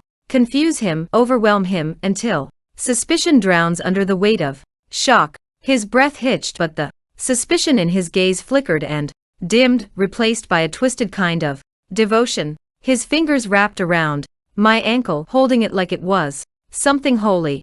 Don't go out killing people, mistress. If you need to let off steam, take it all out on me." Instead, I lowered my gaze, looking down at him the way you'd regard something stuck to the bottom of your shoe. His excitement spiked. His breath came faster, ragged and desperate. "Yes, that look. Mistress, I love it. When you look at me like that." "Are you filthy?" I asked coldly. He shivered, eyes gleaming. "Yes, I'm filthy, mistress." I stepped down hard, the pointed toe of my shoe grinding against his chest, then kicked the gun peeking out from his coat pocket across the floor. "Carrying a gun? What for? Were you planning to shoot me? Is this how you greet your mistress?" Kai scrambled, panicked, his hands raised in supplication. "I was wrong. Please, mistress, punish me." "Are you a dog?" "Yes, I'm your dog, mistress." "Then bark for me." His cheeks flushed crimson, his throat working as he swallowed hard. What? Do I need to repeat myself?" I slapped his face with the grip of the gun, leaving a faint red mark across his cheek. I said bark. Kai's pupils dilated with a sick kind of excitement. I've never. Woof. His first bark was shaky, uncertain. Woof, woof. It was pathetic. I listened, my expression completely blank. "That's awful. You're not even good at being a dog." The gun felt heavy and cold in my hand, solid, unyielding, just the right size to shove between his parted lips. His eyes widened, but he didn't resist. His mouth stretched open obediently, tongue trembling against the cold barrel. "Millie, mistress, it hurts." Drool slipped from the corner of his mouth, trailing down his chin. "Don't talk." My hand pushed harder, forcing him to take more. His eyes rolled back slightly, the line between pain and pleasure blurring into something indecent. His body trembled, writhing under my foot. Minutes later, his designer suit was in shambles, his expensive slacks visibly stained and his whole being reduced to something limp and broken. He lay there like a delicate flower trampled underfoot, shivering, wrecked and utterly mine. The first thing he did afterward was to relieve Clayton of his post as my bodyguard, but Clayton and I stayed in contact, exchanging secrets whenever we could. Garage, wine, cellar, back staircase, landing. Each time, his voice was a low murmur, "Just for me. The yellow-haired thug is dead." Clayton had whispered the day before. I planted a tracker on him. It stopped moving near the reservoir outside the city. Kai probably had him silenced. The news had settled like a stone in my stomach. My life felt like a tightrope act, one gust of wind away from disaster. Kai might have been a human trafficker, a murderer, a monster, but in front of me, he was nothing more than a submissive dog desperate for my approval. I had no choice but to keep the game going, day after day, playing the cruel mistress to his obedient pet. It was really exhausting. Clayton's words echoed in my mind. "The other 6 thugs won't last much longer either. Kai will clean them up soon. We need to move faster. You need to gain his trust and get solid evidence before they're all gone." There was only one real obstacle left: Ray. She still had her claws in him, still occupied that last sliver of space in his heart. I hadn't even provoked her yet, and she was already stirring up trouble, claiming she was pregnant with Kai's child. Chapter 18. The moment I heard about Ray's so-called pregnancy, I didn't hesitate. I rushed straight to my parents' house. As soon as I stepped through the door, the sound of raucous laughter and cheers filled the air. My youngest brother, Andy, stood in the middle of the living room, a cigarette dangling between his fingers, his chest puffed out with pride. My sister is pregnant with the Richards family heir. Do you know what that means? We've got a future $100 billion fortune in the bag. He practically shouted it to anyone willing to listen, basking in the attention like he was the one pregnant with the child himself. But I knew the truth. Ray, drugged and delusional, had slept with those men carrying AIDS, not Kai. She then lived in a fantasy, believing she was pregnant with his child. The smugness in her eyes when she talked about it was almost unbearable. Just as I stepped inside, I caught the tail end of my father's voice, his tone practically dripping with excitement. This baby came at the perfect time. Milena lost hers, but it doesn't matter now. We still have a Richards heir. Our family's connection to that fortune is secure. They were so caught up in celebrating Ray's pregnancy that they didn't even bother to stop when they saw me standing there. They barely acknowledged my presence at all. I spoke, my voice cold and cutting through the noise. Did I hear that right? Ray is pregnant with my husband's child. Ray lay sprawled in my mother's arms, her face pale but her smile anything but weak. She pouted dramatically, her voice laced with mock pity. What? Are you jealous again? Humph, it's your own fault for being so useless. You couldn't even protect your son. Now it's up to me to make sure our family has a future. The sheer shamelessness left me momentarily speechless. This was the woman who had conspired to steal my son's kidney to save her own life. But fate had a wicked sense of humor. Leon was still alive and the kidney they'd given her came from a pig. On top of that, her precious baby was most likely the child of a man infected with AIDS. The odds of her escaping that fate were slim at best. She was still blissfully unaware of any of it, floating on her delusions. I could only imagine how utterly shattered she'd be once reality came crashing down. For now, I said nothing. I walked over to the coffee table and calmly placed down the fruit basket I'd brought for my parents. My mother's reaction was immediate. She slapped the basket off the table with a force that sent apples rolling across the floor. Who knows if you poisoned it? Her voice was sharp with hostility. Ray's pregnant now, we can't risk her eating anything from you. My own mother. My father chimed in without missing a beat. That's right. You might try to poison her and make her miscarry out of jealousy. Let me warn you, Milena, if anything happens to Ray or that baby, you'll be the first person we come after. Ray covered her mouth with her hand, giggling softly. Oh, Mom, Dad, you care so much about me. I'm so touched. Her sugary tone dripped with mock innocence. Andy slung an arm around Ray's shoulders, grinning like the greedy idiot he was. Sis, you're the only sister I acknowledge now. When you marry into the Richards family, don't forget about me, all right? Ray batted her lashes and twirled a strand of hair around her finger. Of course, once I marry into the Richards family, I'll make sure you become the general manager of Richards Capital Group. Andy's eyes practically gleamed with dollar signs. I'm holding you to that. You're definitely not as stingy as Milena. She's been married to the Richards family for 5 years and hasn't given me a damn thing. Do you know how embarrassing that is when I'm trying to impress girls? I know, right? Ray's pout turned coy. Don't worry, Andy. You're my favorite little brother. But you have to do something for me first. She glanced at me, her smile sharpening. Kick out the person I hate most from this house. Andy caught on immediately. Without hesitation, he shoved me hard enough that I stumbled back. I would have fallen flat if not for the solid chest. I collided with Kai's chest. He stood in the doorway, his expression tight with urgency, his breath still uneven from rushing over. The second he heard Ray was pregnant, I sneered, my voice low. You bastard. Are you happy now? Your sister-in-law's carrying your child. Isn't that just wonderful? Chapter 19. Kai didn't bother hiding his anticipation for the child in Ray's womb. After all, she was the woman he held dearest in his heart, and as the head of a business empire, he needed an heir. This was becoming a problem for me. Clayton wanted me to accelerate my relationship with Kai, yet Ray's pregnancy was pushing us further apart. On top of that, my parents came to pester me every single day, pressuring me to divorce Kai so Ray could take my place. Don't sit on the toilet if you don't need to use it. If you have any shame left, hurry up and get divorced.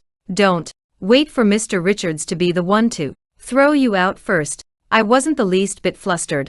Instead, I calmly reminded them, have Ray take a paternity test first.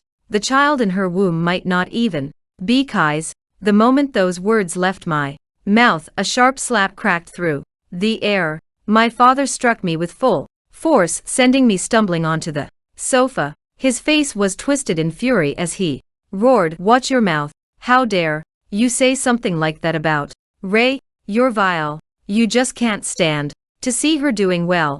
I pressed a hand to my burning cheek, but my expression remained indifferent. Out of the corner of my eye, I caught a glimpse of a pair of polished black leather shoes shifting anxiously in my direction. Clayton. He stood among the bodyguards. Kai had long harbored suspicions about his true identity and his connection to me. If Clayton intervened now, it would only escalate things. I gave a barely perceptible shake of my head, signaling him to stand down. This wasn't worth the risk. I could endure my parents' rage. No matter how cruel they were, they had still given me life. Besides, their hopes would eventually be crushed. What worried me more was that Kai was actually considering a divorce. I was certain he wanted to give Ray and her so-called child a proper family, and that would ruin everything. Both Clayton and I needed to get closer to Kai to dig out his deepest secrets, gather the evidence, and send him to prison as soon as possible. Besides, as long as I remained his legal wife, I had a rightful claim to Richards Capital Group's assets. Even if I had no personal desire for wealth, I had to do this for Leon. So when Kai hesitantly brought up divorce one day, I refused outright. Get on your knees and say that again. Like a trained animal, Kai's body reacted before his mind could catch up. The moment he heard those words, his legs instinctively weakened, and he barely managed to steady himself by gripping the sofa. I grabbed him by his tie and yanked him closer. Not listening. Do you want the whip? His breath hitched. No, please, don't hit me. His words trembled with fear, but his eyes betrayed him, burning with desire. I gave him exactly what he wanted. Half an hour later, he was kneeling at my feet, a refined scoundrel reduced to a puddle of submission. His Armani shirt hung off him in tatters, shredded by the whip. I pinched his chin and asked, "Besides me, who else can make you feel this good?" He took a long time to catch his breath before he finally managed to whisper, "Only you, Millie, mistress." Kai was too prideful to seek this kind of pleasure elsewhere. He could only indulge in it at home, under my control. That was my only advantage over him. Leaning in close, I murmured against his ear, "Don't bring up divorce again. Ray's child can be adopted under my name. I can accept him." Kai's eyes widened in shock. I smiled gently. "You're not stupid. You should know that if you divorce me and marry Ray, it'll be a massive scandal. The world will talk and Richards Capital Group's stock will take a hit." Kai hesitated. He tried to bring up the idea with Ray, but no matter how he phrased it, the words refused to leave his lips. And now, in front of my family, he cast a helpless look at me, silently pleading for an escape. Ray, however, noticed his hesitation. She defiantly burrowed into his embrace, her voice syrupy as she cooed, "Kai, what's wrong? Why aren't you looking at me? I miss you so much. Our baby misses you too." Kai cleared his throat, smoothing her hair as if to pacify her. "Be good. Your sister has something to say to you." Ray scoffed. What could she possibly have to say to me? "Spit it out. If you've got something to say." I let out a slow, commanding smile. "Kai and I have already agreed. Once your child is born, he will be adopted under my name. Ray's eyes bulged in disbelief. What? On what basis? I shrugged. It's always been this way. After all, I'm the legitimate wife.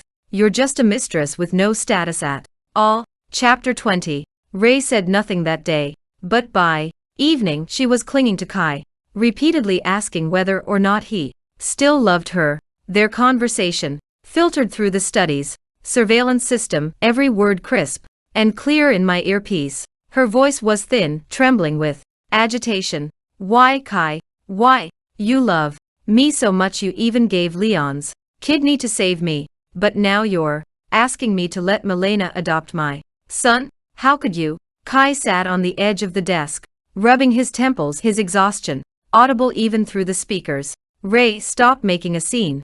I can't divorce Milena right now. Why not? Ray's voice sharpened, frustration cracking her composure. Because a faint flush crept up Kai's neck and into his face. She can give me what I want. I can too. Ray didn't hesitate to drop to her knees in front of him, clinging to his leg like a lifeline. Tell me what she does that I can't.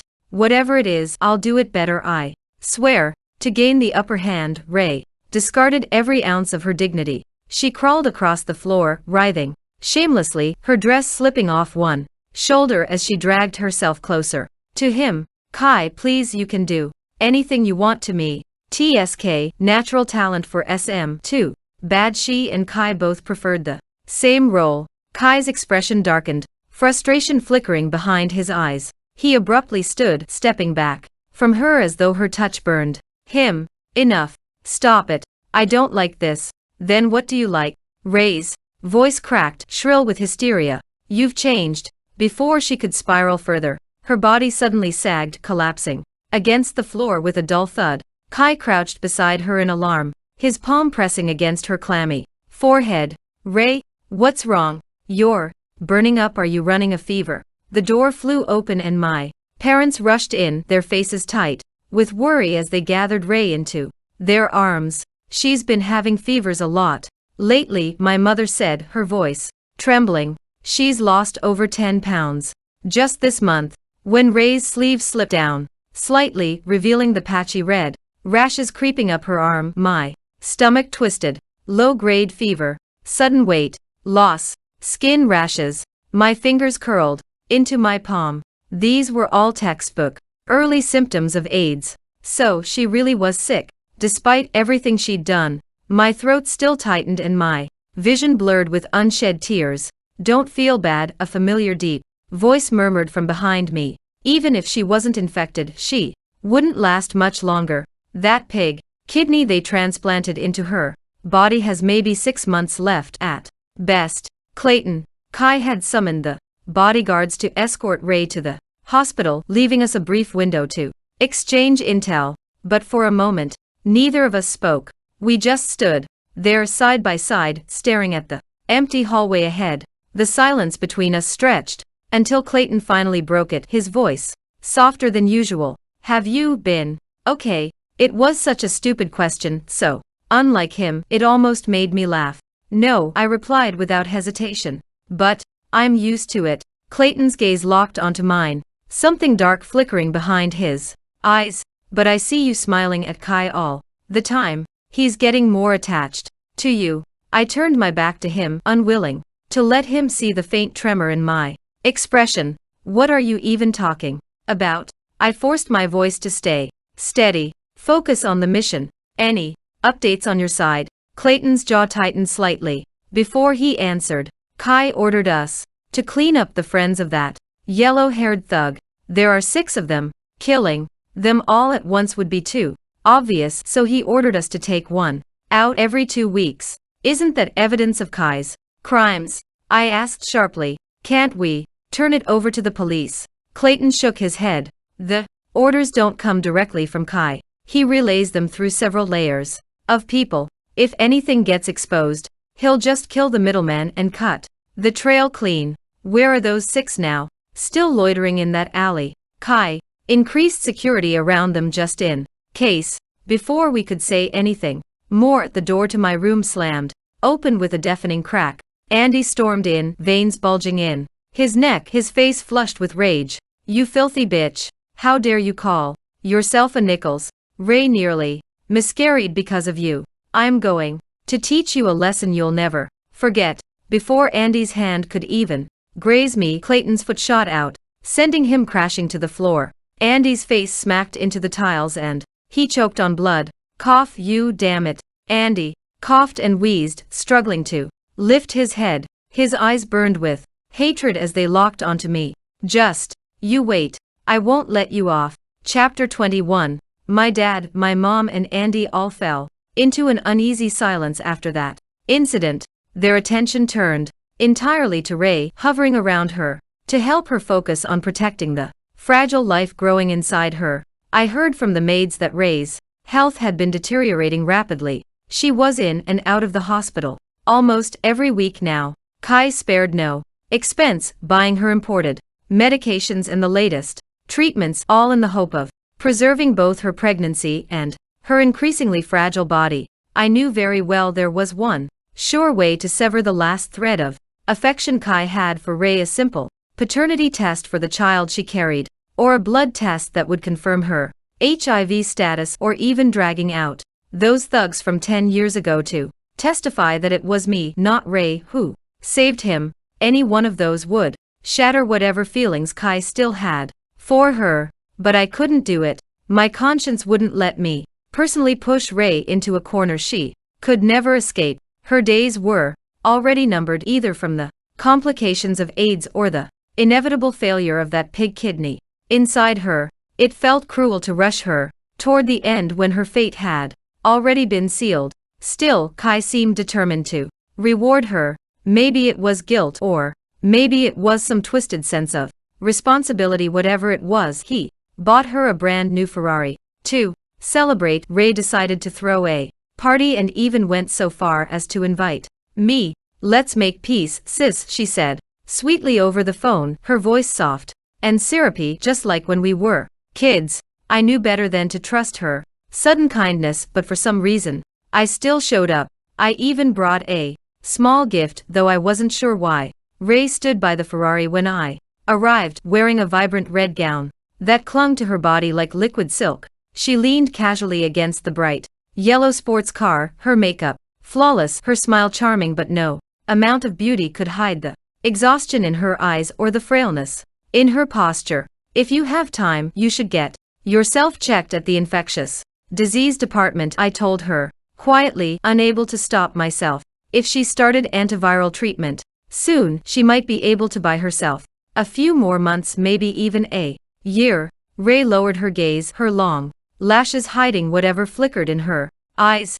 "Don't talk about such meaningless things, sis." It had been so long since she'd called me sis without mockery or malice. For a fleeting moment, my heart softened. I found myself remembering a much younger Ray, a little girl with pigtails trailing behind me wherever I went, her small hands tugging at my sleeves, begging me to play with her.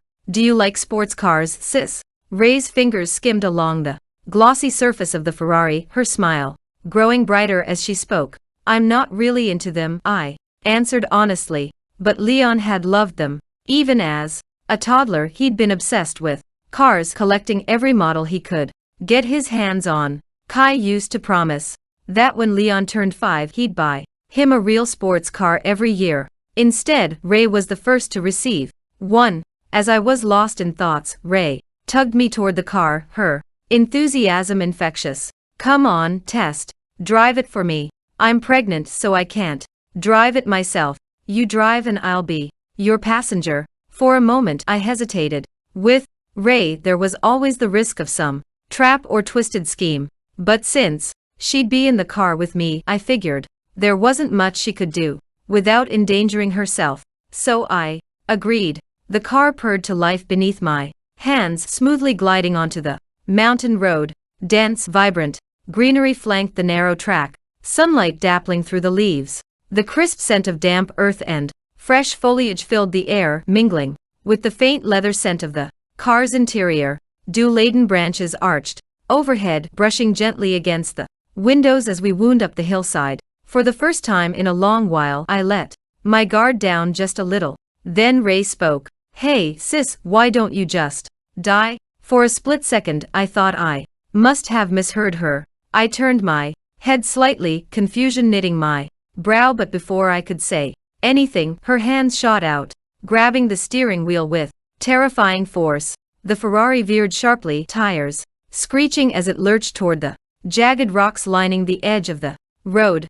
Go to hell. Ray's shriek filled the cabin. Chapter 22. At the brink of death, I gritted my teeth and yanked the steering wheel back with all my strength. The tires screeched as the Ferrari veered off course, narrowly skimming past the jagged rock face before sliding to a shaky stop. My heart slammed against my ribs, my breath coming in sharp, uneven gasps. I turned to Ray, my knuckles still white from gripping the wheel. Are you insane? Do you have a death wish? Ray's hands were trembling, both arms wrapped protectively around her stomach.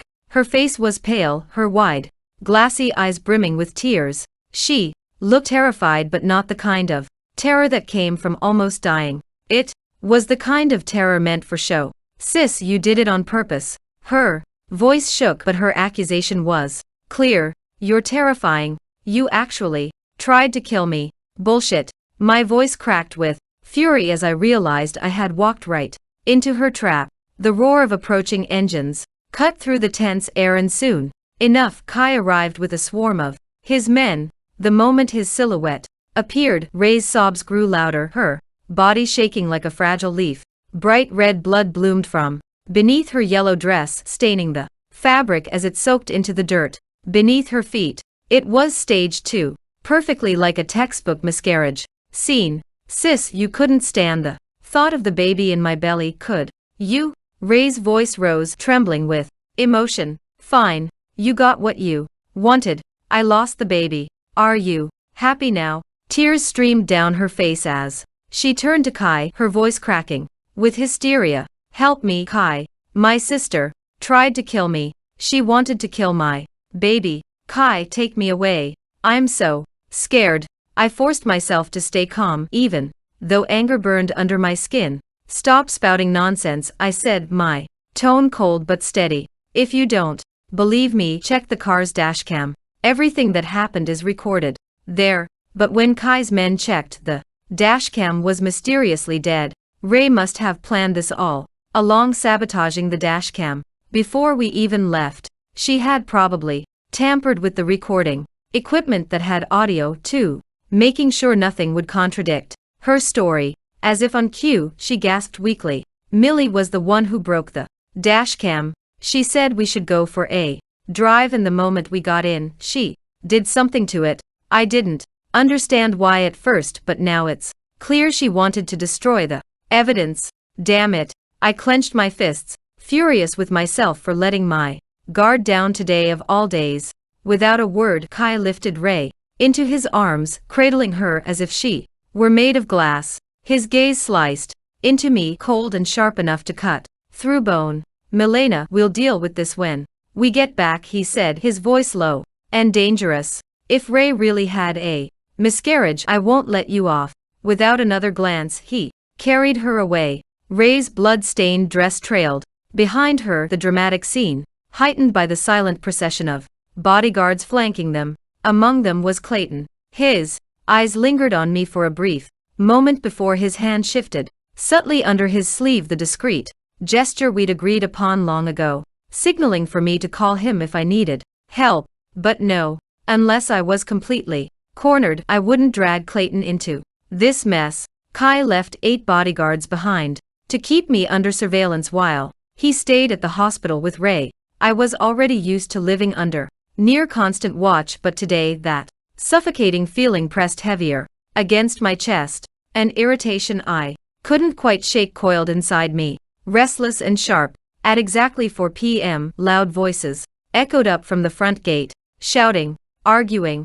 The familiar tones made me pause. I walked to the window and opened it, the hot afternoon air flooding in along with the sound of my parents' angry voices clashing with the bodyguards at the entrance. We're going to beat that ungrateful daughter of ours to death today, my mother screamed, her face twisted with fury. How dare she harm my grandson? I'm severing all ties with her. My father's voice followed, equally furious. We didn't bring too many people, just 16 of us. Let us rough Milena up a bit and we'll leave right after. We won't damage the manor, we swear. As bodyguards working here, you'd better open your eyes and figure out who your future boss is. My mother sneered.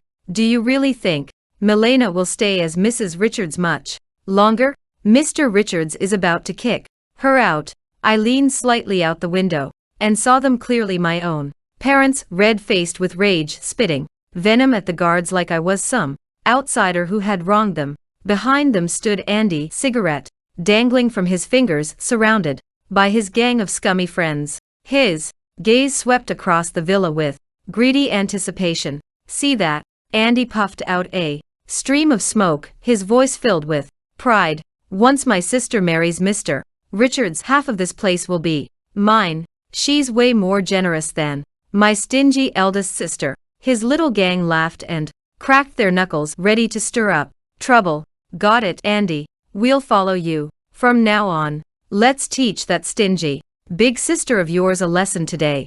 We'll beat her until she's crawling and begging for mercy. Chapter 23. My parents finally succeeded in convincing Kai's bodyguards to let them through. Before long, the entire staircase shook under the weight of the chaotic mob charging up, their footsteps like rolling thunder in the narrow halls. My parents, Andy, and his 16 delinquent friends surged toward my bedroom like a violent tide, shoving each other in their eagerness to break through the door. Milena, get out. Andy led the charge, a chipped kitchen knife in his hand, waving it dangerously close to my face. His bloodshot eyes burned with fury. You filthy woman, you nearly made Ray lose her baby and ruined our family's future. You deserve to die for this. I stood my ground, my face calm, despite the chaos swelling around me. My hands hung at my sides, fingers curled into loose fists. I haven't done anything wrong, I said evenly. My father jabbed a trembling finger at my nose, his spit flying with every word. You wretched girl, how did I end up with such a heartless, selfish daughter? You only think of yourself. Venomous, ungrateful, how could you even think of hurting Ray? A bitter laugh escaped my throat, cold and sharp. Oh, so you hate me just because I didn't make the whole family rich after I got married? My mother's voice rose to join the shouting. What's wrong with that?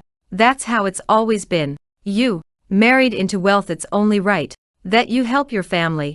Do you think raising you was free? All those years of food, clothes and school you owe us. So that was it. Because I refused to be their personal cash cow, my parents had written me off completely. Their resentment had festered into something so twisted, there was no turning back. I took a slow step forward, the weight in my chest settling into cold resignation. There was no point arguing. We were beyond forgiveness, beyond any hope of reconciliation. Go ahead, I said softly. Hit me, scream at me, do whatever you want. After today, we're done. I'll cut ties with all of you forever. I closed my eyes, bracing myself for the first blow. But before a single hand could land on me, a sharp whistling sound sliced through the air. Something hurtled past my shoulder, smashing directly into Andy's face with brutal precision. A blood-curdling scream ripped through the room. Fuck. My face. It hurts. Who the hell threw a beer bottle? My eyes flew open just in time to see Andy clutching his face, blood seeping between his fingers. Shards of glass glistened on the floor, stained crimson, and standing behind me was Clayton. He apparently managed to get into my room through the balcony. He was dressed all in black, his broad shoulders filling the frame like an immovable wall. His expression was calm, his eyes dark and unreadable, like the surface of a frozen lake just before it cracks. My chest clenched, heart slamming against my ribs. He actually came.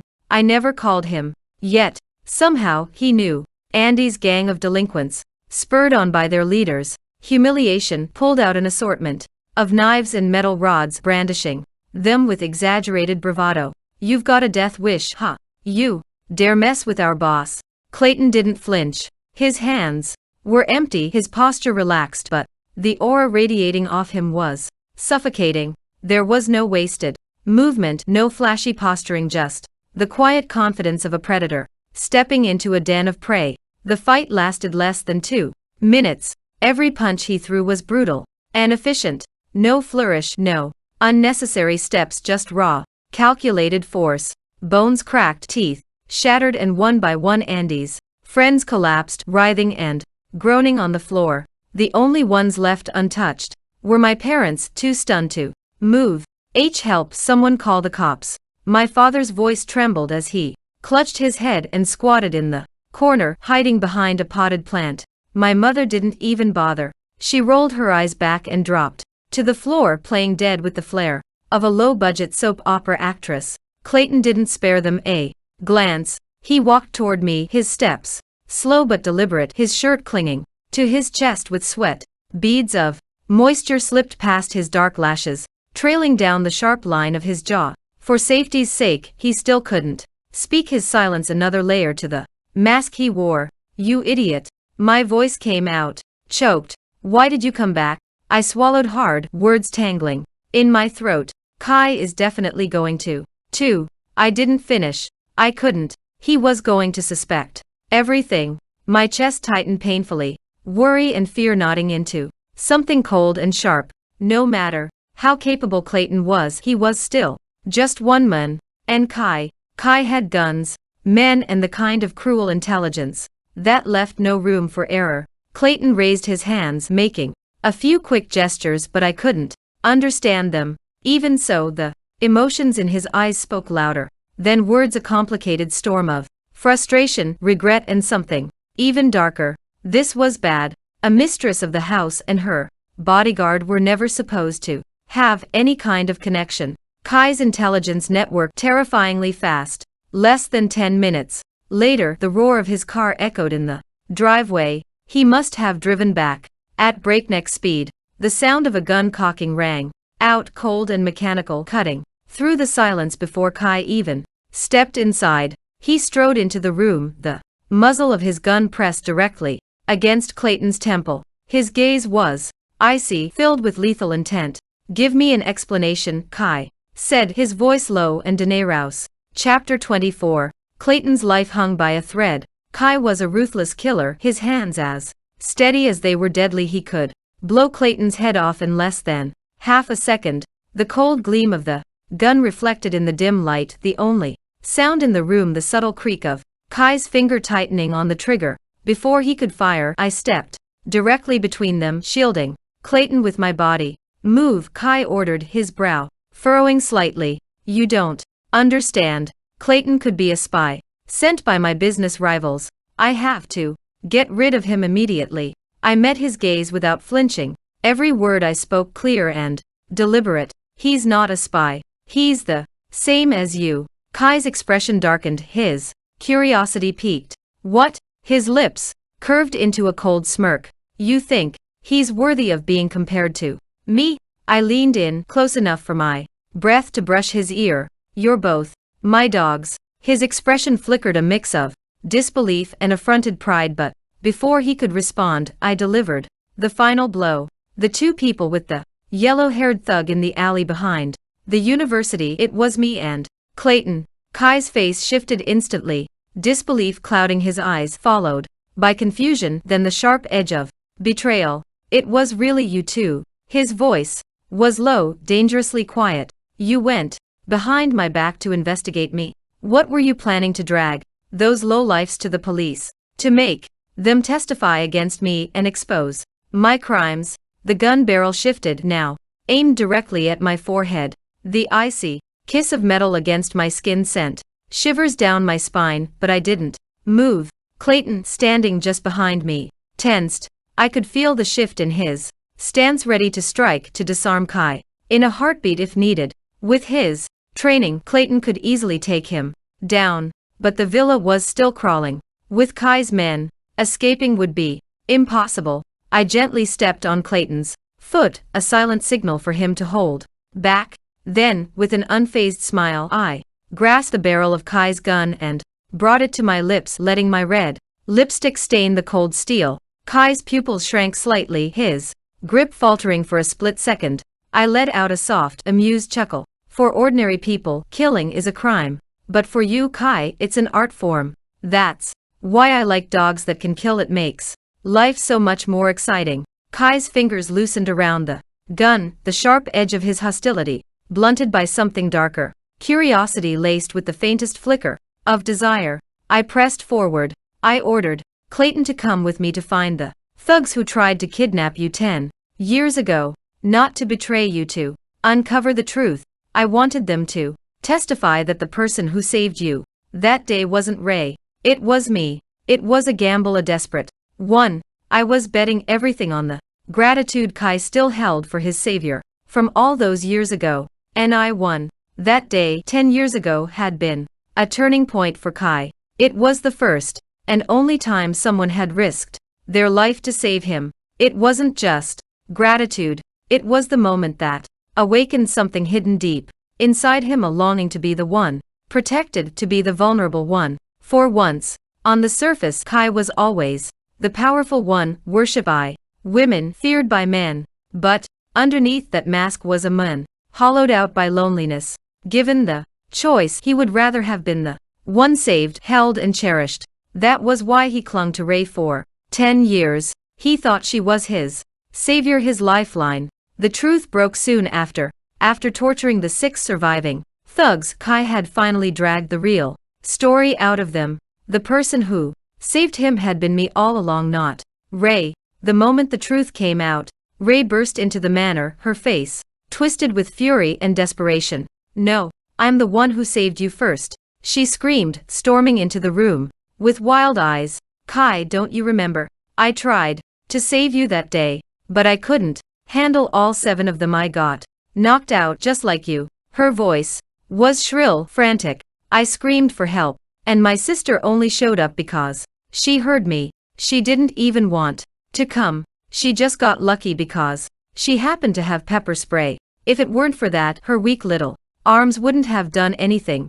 Her eyes darted toward me, filled with venomous jealousy. "Kai, can't you see? It was just luck. I'm the one who tried to save you first. I'm your real savior." Kai's expression was eerily calm, his eyes cold as they landed on her. "I was unconscious the whole time. I didn't know the full story. You took the credit and buried Milena's name. You lied to me for 10 years. Ray's face crumpled, tears welling up instantly. "No, I didn't mean to lie. It wasn't on purpose." Her voice softened into a pitiful sob. "Can't you forgive me? We can start over, Kai. You promised to love me forever. You said until the end of time. Have you forgotten?" Kai's gaze hardened, every trace of affection stripped away. "Those words were meant for Milena," he said, his tone like frost. "You stole her place without a second thought." Desperation clung to Ray like a shroud. "But I'm pregnant with your child. Even if you don't want me, at least think about our baby." Her hands clutched her stomach protectively, her lower lip trembling. "It hurts.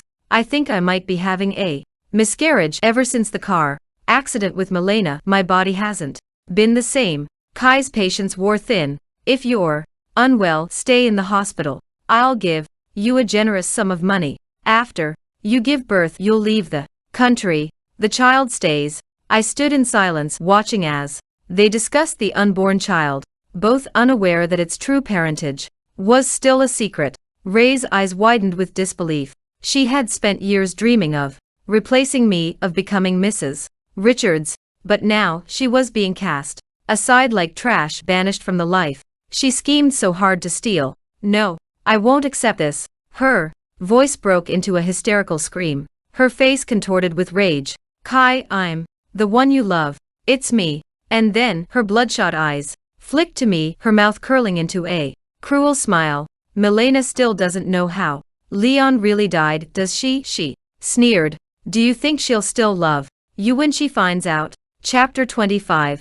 I already knew the truth in Kai and Ray's plan. Leon was never supposed to survive. His death had been preordained the moment they decided his kidney would be harvested.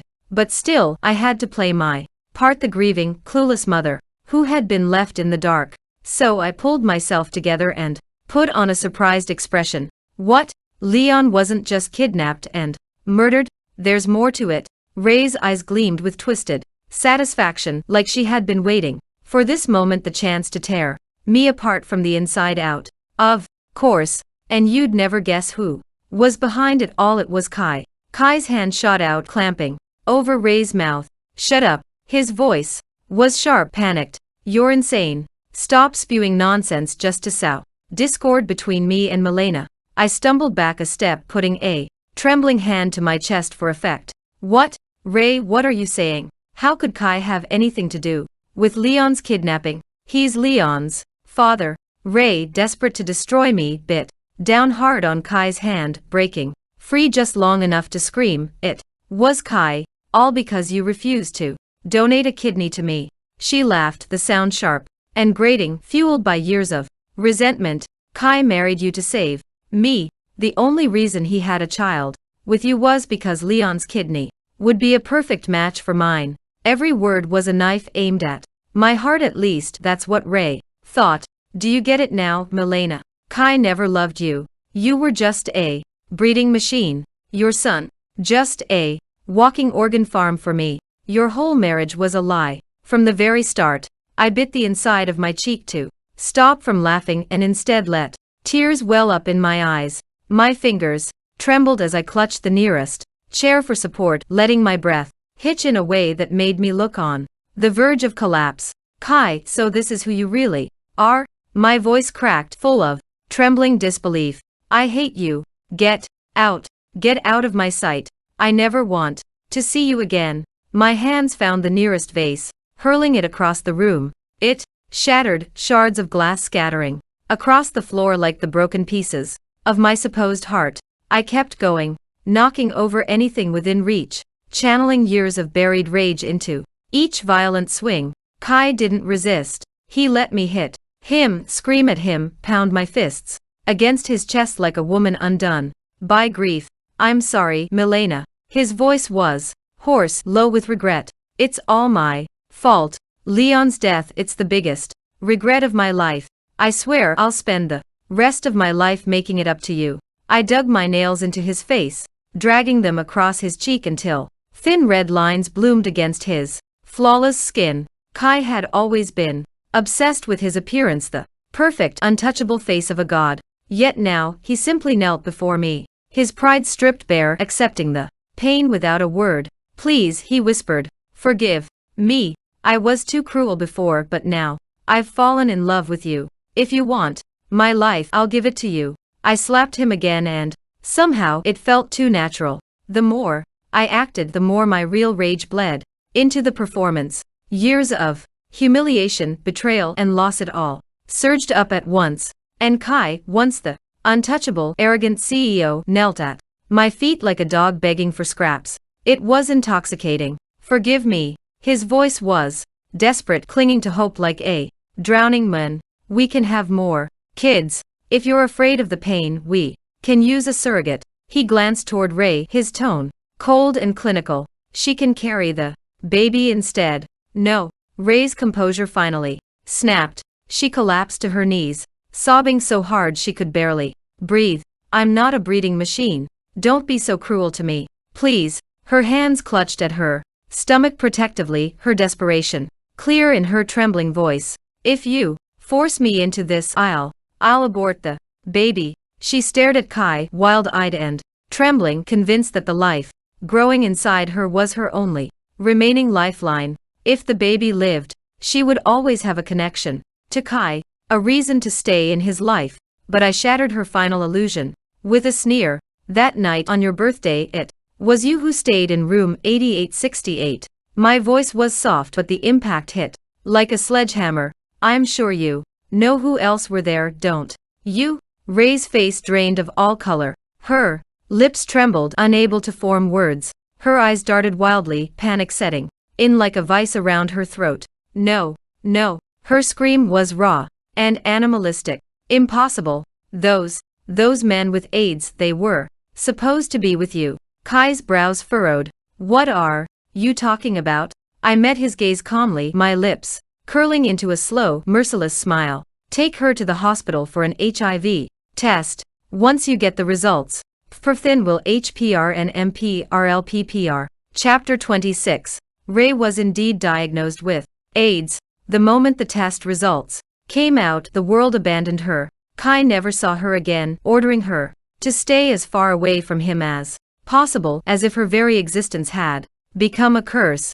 My parents and brother didn't hesitate to leave her behind either. They had never truly cared about Ray. As a person, she was only valuable as long as she could help them latch onto Kai and climb up the social ladder. But now that they saw Kai's attention fully locked onto me, they wasted no time switching sides, scurrying over with bright, eager smiles, desperate to curry favor. Milena, we were wrong about you before, my mother said, her voice thick with forced warmth. You're such a good daughter. Ray had it out for you from the very beginning. Come inside, sweetheart, my father added, his tone almost nauseatingly gentle. Your mom just made some fish soup for you. Eat it while it's still warm. Remember how much you loved fish when you were little? She always made you the most delicious meals, didn't she? Millie, you're my sister. Andy's face was plastered with a smile so fake it was painful to look at. Please be the bigger person and forgive me. Okay, from now on, I'll do anything for you. If anyone dares to hurt you, I'll be the first to stand up for you. I almost laughed at how shameless they were. Did they really think a few sweet words would erase everything they'd done?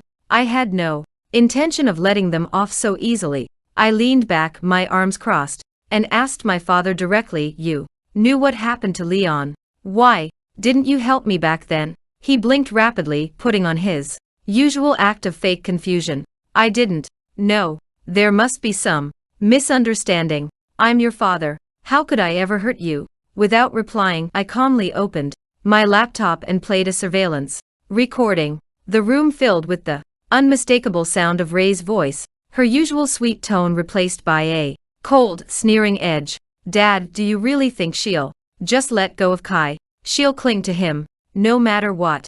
We just need to give her a little push, and luckily, I just got my hands on a new drug. My father's voice followed. What kind of drug? A top-grade aphrodisiac. Ray's lips curled into a cruel smile. It'll make her lose all control.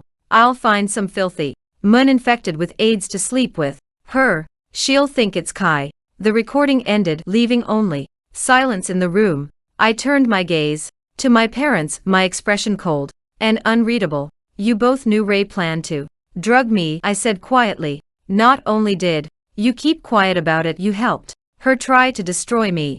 Do people like you even deserve to be called parents? There was no anger in my voice, only calm detachment. I had already given up on them long ago. They were strangers to me now, and I had no interest in forgiveness. Andy, however, was quick to jump in, putting on the performance of a lifetime. Desperate to win my favor, he shot to his feet, face red with exaggerated fury. What kind of parents are you? He shouted, stabbing a finger toward them. Look at everything Milena's been through. Just thinking about it makes me sick. Even animals treat their own offspring better than this. He was so loud and dramatic I almost rolled my eyes. This was the same brother who had never lifted a finger for me in over 20 years, and now he was pretending to be my greatest defender. My parents stood there, wiping cold sweat from their foreheads, lowering their heads like scolded kids. Their voices trembled with forced repentance. We know we were wrong, we really know now. Andy, sensing an opportunity, turned back to me with a wagging tail, all but panting for praise. Well, sis, I scolded them for you. Do you feel better now? My parents, clearly sensing where the wind was blowing, quickly followed up with pitiful voices. Andy's right. We know we were wrong, my mother chimed in. Milena, even if you can't forgive us, please help Andy. Look at how much he cares about you. Among the three of us siblings, Andy had always been their golden child, the beloved son who could do no wrong. Ray came second, her manipulative sweetness earning her favor. I had always been the unwanted afterthought, the daughter they left to fend for herself. When I got into university, they refused to pay my tuition or living expenses. I worked part-time jobs, scraped together rent money and survived on instant noodles while they spent lavishly on Andy's gambling debts and Ray's designer handbags. But now the tables had turned. I wasn't the unwanted daughter anymore. I was Mrs. Richards, and to them that meant wealth, power and opportunity. They would have gladly cut off their own limbs to cling to me. Now, since that was the case, I might as well enjoy the show. You want me to forgive Andy? I smiled sweetly, though my eyes were anything but warm. Sure, but on one condition. I want him to cut ties with both of you. From now on, you'll be complete strangers to him. Andy's jaw dropped, his face frozen in disbelief. Me? You want me to cut ties with Mom and Dad? My smile deepened, turning glacial. That's right. Mom and Dad have always treated you like their precious son. I want to see if their so-called sincerity is worth sacrificing you for. Chapter 27. My parents wept and wailed, clinging to each other as if the sky itself was collapsing. They accused me of being heartless, cruel, and unfilial, for forcing them to sever ties with Andy. Their cries echoed through the room, but I listened with the same cold indifference I had carried for years. As their pitiful voices rang in my ears, my mind drifted back to nearly 4 months ago. Back then, I believed Leon was dead. I cried until my body was hollow, my heart crushed under the weight of grief. Meanwhile, my parents were celebrating Ray's successful kidney transplant. They rejoiced at her survival, toasting to her new lease on life, and even plotted her future. They schemed with her, wanting her to take my place, to marry Kai and secure the wealth and power they so desperately craved. Now the wheel had turned. My mother sobbed until her voice broke, clutching at the edge of my sleeve with trembling hands. Milena, how can you be so cruel? Andy is your own brother, your flesh and blood. Do you really want me to cut ties with my own son? I offered her a smile, bright, cruel, and razor sharp. Yes, Mom, because I'm heartless. Andy, ever the opportunist, clung to my pant leg, his eyes glittering with greed. Fine, sis, I'll do it.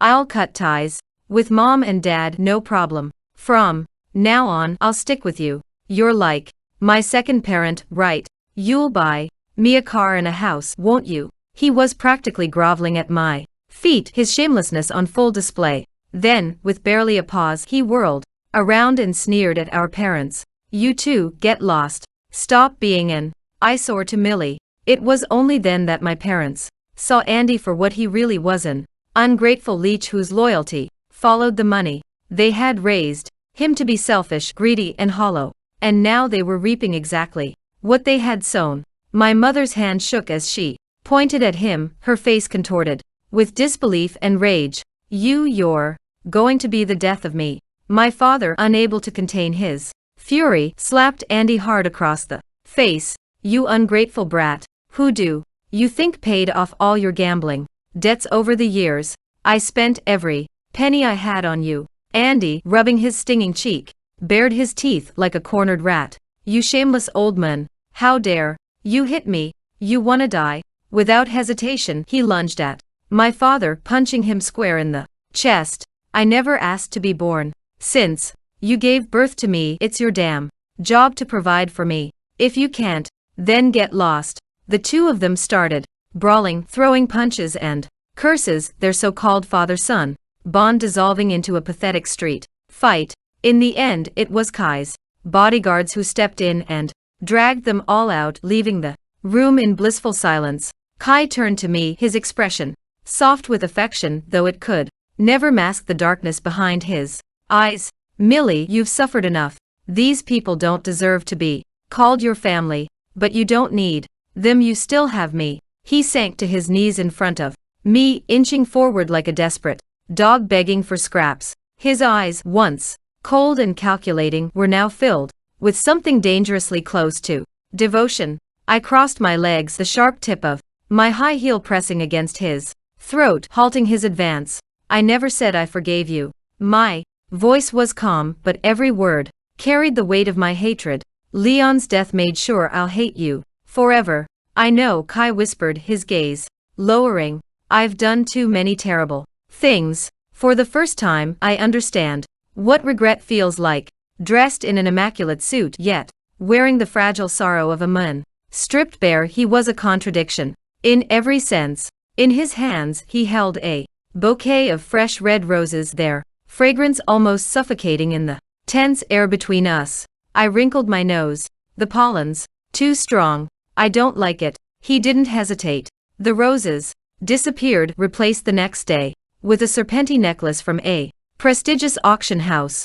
I glanced at it and scoffed. It doesn't look as expensive as the ruby necklace you gave Ray. The very next day he went further. He bought every piece of jewelry from the latest auctions, necklaces, bracelets, earrings, and laid them all before me like a supplicant offering tribute to a goddess. I didn't even glance at them. Idiot. Have you ever seen me wear jewelry? I don't even like them. Kai's desperation only deepened. Then what do you want? Tell me, honey. As long as I have it, it's yours. I leaned back, my smile cold and detached. Money, power, and status.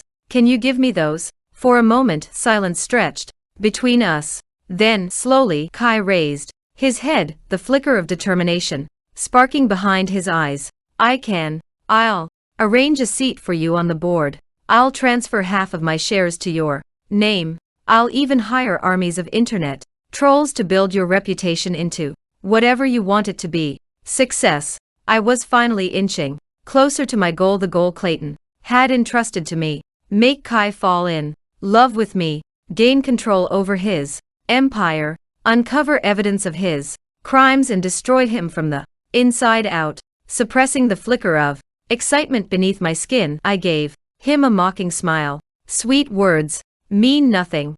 Do it first, then we'll talk. Kai's expression faltered, disappointment darkening his face, but he didn't argue. 3 days later, his gift arrived. It was Clayton, battered, bruised, and barely recognizable. His chiseled body was covered in wounds, his skin split open in places, each injury painting him as a tragic, crucified martyr. Kai's pale, slender fingers pressed into one of Clayton's wounds, deliberately forcing fresh blood to seep out. Clayton didn't scream, didn't even flinch. He endured it all in perfect silence, playing the mute once again. As Kai worked him over with terrifying precision, his voice was soft. Millie, he's the one who killed Leon with his own hands. Surely you hate him even more than you hate me. He smiled, the curve of his lips as cruel as it was beautiful. Shall I torture him right here for you? Cut off his flesh and feed it to the leopards. Dig out his eyeballs and offer them to the peacocks. Rip out his tendons for THPRRNRNRLILP 7-inch. Chapter 28. I had to protect Clayton. Kai already suspected him, and worse than that, he was jealous of him. Millie, why can't you answer me right away? Kai's sharp gaze bore into mine, searching for any trace of hesitation. Are you feeling sorry for him? You can't bear to see me execute Clayton? His tone was light, almost playful, but the flicker of dangerous intent in his eyes made my skin crawl. I didn't know how to get Clayton out of this unscathed. His silent gaze, steady and unwavering, told me not to worry about him, to keep pushing forward with the plan, no matter the cost. We were so close. I was on the verge of gaining access to Kai's entire business network, tracing the corrupt officials who protected him and exposing the gang leaders who carried out his dirtiest work on the streets. The finish line was right in front of me, but was success worth watching? Clayton die? A sharp pang twisted in my chest, but I forced my expression to stay cold and indifferent. There could be no crack in my mask, not in front of Kai. Kai wasn't letting it go. What are you thinking about? Me or him? His jealousy was like a low growl, ready to snap.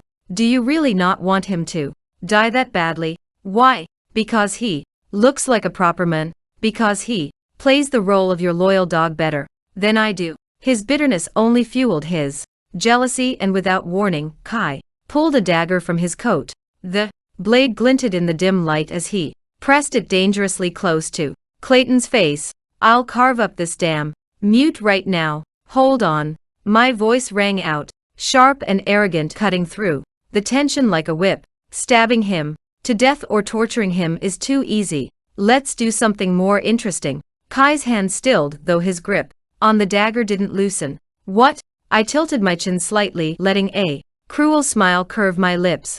Do you know what's the scariest thing for a mute? I paused, watching him hang onto my words. It's the inability to express themselves. From now on, we'll bring him with us wherever we go, especially when we meet the big shots you do business with.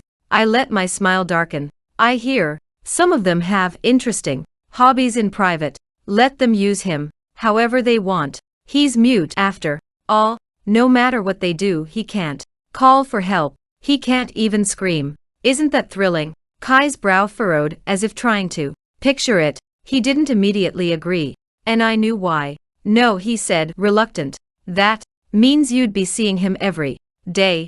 I stepped closer, grabbing his chin between my fingers, my touch deliberately rough as I traced his lips. Are you disobeying your mistress now? Have you forgotten how to be a good dog? Kai's face flushed instantly, his bravado crumbling under the weight of his obsession. His breathing quickened and that familiar haze of desire clouded his eyes. My mistress can only have one dog, me. No other dogs. I'll get jealous. I chuckled softly, brushing my lips against his. Good boy. I'll reward you for being so obedient. I'll spoil only you in front of him. He'll be the only one jealous. His cheeks burned an even deeper shade of red, his excitement obvious. Clayton will only be able to watch. He'll never get to touch you. Of course. I forced myself to kiss his cheek again, ignoring the shudder of disgust crawling down my spine. With him watching, isn't it even more exciting? Or, I leaned closer, whispering into his ear, are you afraid you won't perform well? Kai's pride flared instantly. No, I'm great. I'll show you. I'll prove I'm better than Clayton. He knelt at my feet, gazing up at me with adoration and twisted longing. Mistress, have you forgiven me? That depends on your performance. My smile was sweet, but my words were cold. Remember, I like dogs that know how to kill. Desperate to impress me, Kai eagerly took me along to witness scenes of violence and cruelty, flaunting his power as an underworld boss. Bloodshed became his twisted love language. Murder, dismemberment, organ trafficking. I saw it all with my own eyes. Each scene was more grotesque than the last. If I weren't so practiced at masking my emotions, I would have vomited on the spot. But I endured it, all wearing a mask of icy indifference, while my fingers secretly activated the recording devices hidden in my clothes. Clayton, meanwhile, carried a discreet tracker, feeding the authorities the exact coordinates of every crime scene we visited. Bit by bit, we wove a noose around Kai, meticulously gathering evidence to expose the vast web of crime he had built. Every name, every deal, every corpse, we documented it all. Soon, there would be no escape for him. The authorities began their crackdown, dismantling his operation, hub by hub. The pressure tightened, like a vice, squeezing into even the private halls of the Richards family manor. Kai was no fool. He could feel the walls closing in. He knew there was a traitor, someone close, and the timing was impossible to ignore. Everything had started falling apart after I entered his business world. Every lead, every betrayal, every loss traced back to me. But what sealed it was the collapse of his most powerful backer, a corrupt official who had shielded him for years. When that man fell, Kai's entire foundation crumbled beneath him. That's why, on a stormy night, Kai burst into the manor, drenched and furious, his gun clutched tightly in his hand. He pointed it straight at me. It's you, isn't it? Chapter 29. I calmly faced the dark barrel of the gun, my breathing steady despite the weight of the moment. What do you mean it's me? I don't understand. You're still pretending. Kai's roar filled the room, raw with fury. His eyes were bloodshot, his expression twisted with betrayal and desperation. You destroyed my business. Why? Because I killed Leon. Is that why you hate me? It was a convenient excuse one I could have easily used. But the truth was, I no longer hated Kai. That kind of fire had long since burned out. The opposite of love wasn't hate, after all. It was indifference. I only wanted him dead now, out of the way so I could take over Richard's Capital Group and cleanse it from the rot that had festered within. No more crime, no more dirty deals. I'd rebuild it, shifting its focus to technology and innovation, something that could actually contribute to the world instead of poisoning it.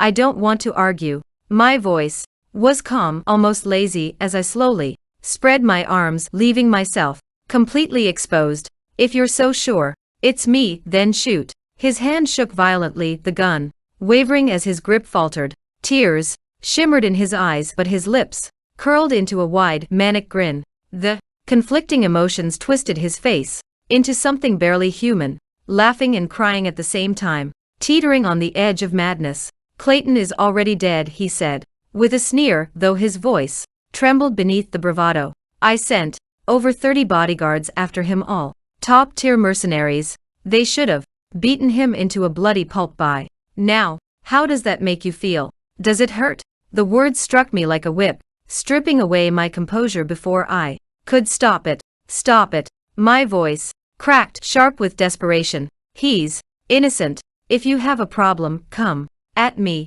Tears streamed down Kai's face, blurring his vision. His hand wiped at them roughly. He's already dead, he whispered. Now you can go die, too. Sirens wailed faintly in the distance. The police were closing in on the manor, but before they could arrive, the door slammed open with a loud crash and Ray burst in like a demon-possessed. Milena, die, just die. Her shrill voice rang out, fractured and hysterical, every word cutting through the room like a knife. Thanks to you, I got AIDS. My kidneys are failing. What's the point of living anymore? I'm going to die, but before I do, I'm taking you with me. She lunged at me, brandishing a gleaming kitchen knife. The blade slashed through the air and I barely dodged in time, the tip grazing past me. Don't be stupid, Ray. If you get proper treatment, there's still hope, I said, my voice rising over the storm outside. But reason meant nothing to someone who had already surrendered to madness. Her hair hung in tangled clumps around her face, her eyes wild and sunken. The knife came down again, this time biting into my arm. Pain bloomed instantly, hot and sharp, blood spilling down my sleeve and pooling at my fingertips. I staggered back, vision swimming for a moment as the throbbing ache radiated through my arm. Ray, blind to everything but her own twisted revenge, raised the knife again, her breath ragged and uneven. My gaze locked onto her face, the contorted rage, the twisted satisfaction, the emptiness behind her eyes. Then everything turned red. Blood. Kai's blood. He had thrown himself between us, shielding me with his body, the knife plunging deep into his chest. His blood splattered across my face, warm and metallic, the scent filling my nostrils as his body shuddered. At the same time, his hand lifted, gun trembling as he aimed directly at Ray. The shot rang out, deafening in the small room. The bullet pierced the center of her forehead with deadly precision. It was over when the police stormed in. Moments later, I sat on the floor, dazed, drenched in Kai's blood and my own, unable to process the silence that followed. Milena. The voice broke through the haze, and I looked up to see Clayton pushing through the crowd. Blood covered him too, some his own, some belonging to those 30 mercenaries Kai had sent after him. But he was alive. He reached me, pulling me into his arms with trembling hands, holding me so tightly I could feel the frantic rhythm of his heart against my ear. We were still alive, and life would go on. There was still a long story waiting to be written. Chapter 30. 3 years later, I had become a well-known businesswoman, and Richard's Capital Group had officially been renamed Leon Pharmaceuticals. I had boldly steered the company into the pharmaceutical industry, seizing opportunities during several recent epidemics and expanding the business with relentless ambition. My days were packed from dawn to dusk, leaving me perpetually exhausted and overwhelmed, but there was no time to pause. Success demanded sacrifice. That afternoon, in the middle of a back-to-back meeting marathon, I suddenly remembered today was Leon's parent-teacher conference. My heart skipped a beat and I instinctively raised my wrist to check the time on my Richard Mille watch. Damn, I was running late. Without wasting another second, I grabbed my bag and hurried to the rooftop where my personal helicopter was already waiting. Through the cabin window, the city stretched out beneath me, an endless sprawl of skyscrapers and bustling streets glimmering under the afternoon sun. From up here, everything felt distant, almost unreal, as if I were some detached deity, gazing down at the world below. This was my life now, a life of power, privilege, and unimaginable wealth, but none of it had come without a price. The loneliness that came with this success was suffocating, creeping into my bones. Only now did I begin to understand why Kai had such a self-destructive streak. Extreme loneliness could rot a person from the inside out, leaving behind nothing but madness. 10 minutes later, the helicopter touched down and I rushed into the school grounds, but it was too late. The parent-teacher conference had already ended. Clusters of cheerful elementary school kids poured out of the building, their faces lit with excitement as they held hands with their parents. Watching them, my heart clenched with guilt. Would my Leon feel lonely? All his classmates had their parents beside them. Had he stood there alone, feeling abandoned? Would this neglect plant seeds of insecurity in his heart, making him withdrawn or bitter? What if other kids bullied him and that isolation festered, driving him down a dark path like his father? The thoughts spiraled too fast, guilt twisting my stomach into knots. But then, a bright, cheerful voice pierced through the noise. Mom, Mom, I'm here.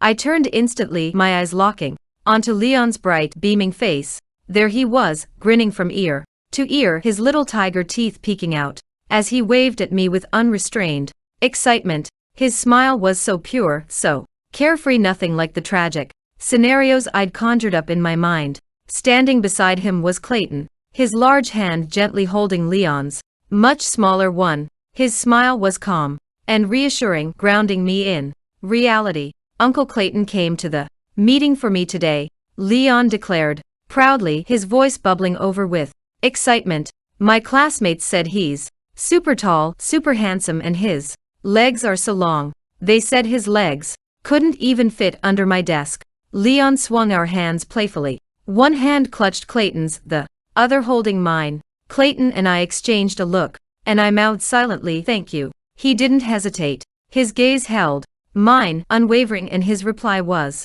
clear and deliberate. "I hope this is something I should be doing." For a second I froze. There was something unspoken beneath those words, an undercurrent that made my pulse quicken. In his deep black eyes there was no hesitation, only quiet intensity, and a fierce, unmistakable love. My heart thudded wildly in my chest and I found myself lowering my head, the faint blush on my cheeks hiding beneath the gentle shadows of the cherry blossoms lining the schoolyard. 3 years ago he had been a strong, ruthless bodyguard and I had been a fragile, caged mistress. 3 years later he was a police officer and I had become a formidable businesswoman. Love between adults was rarely straightforward, too tangled with caution and pride to be spoken easily. But Leon, in his innocent bluntness, had no such hesitation. He tilted his head, his curious eyes wide. "So, when are you two getting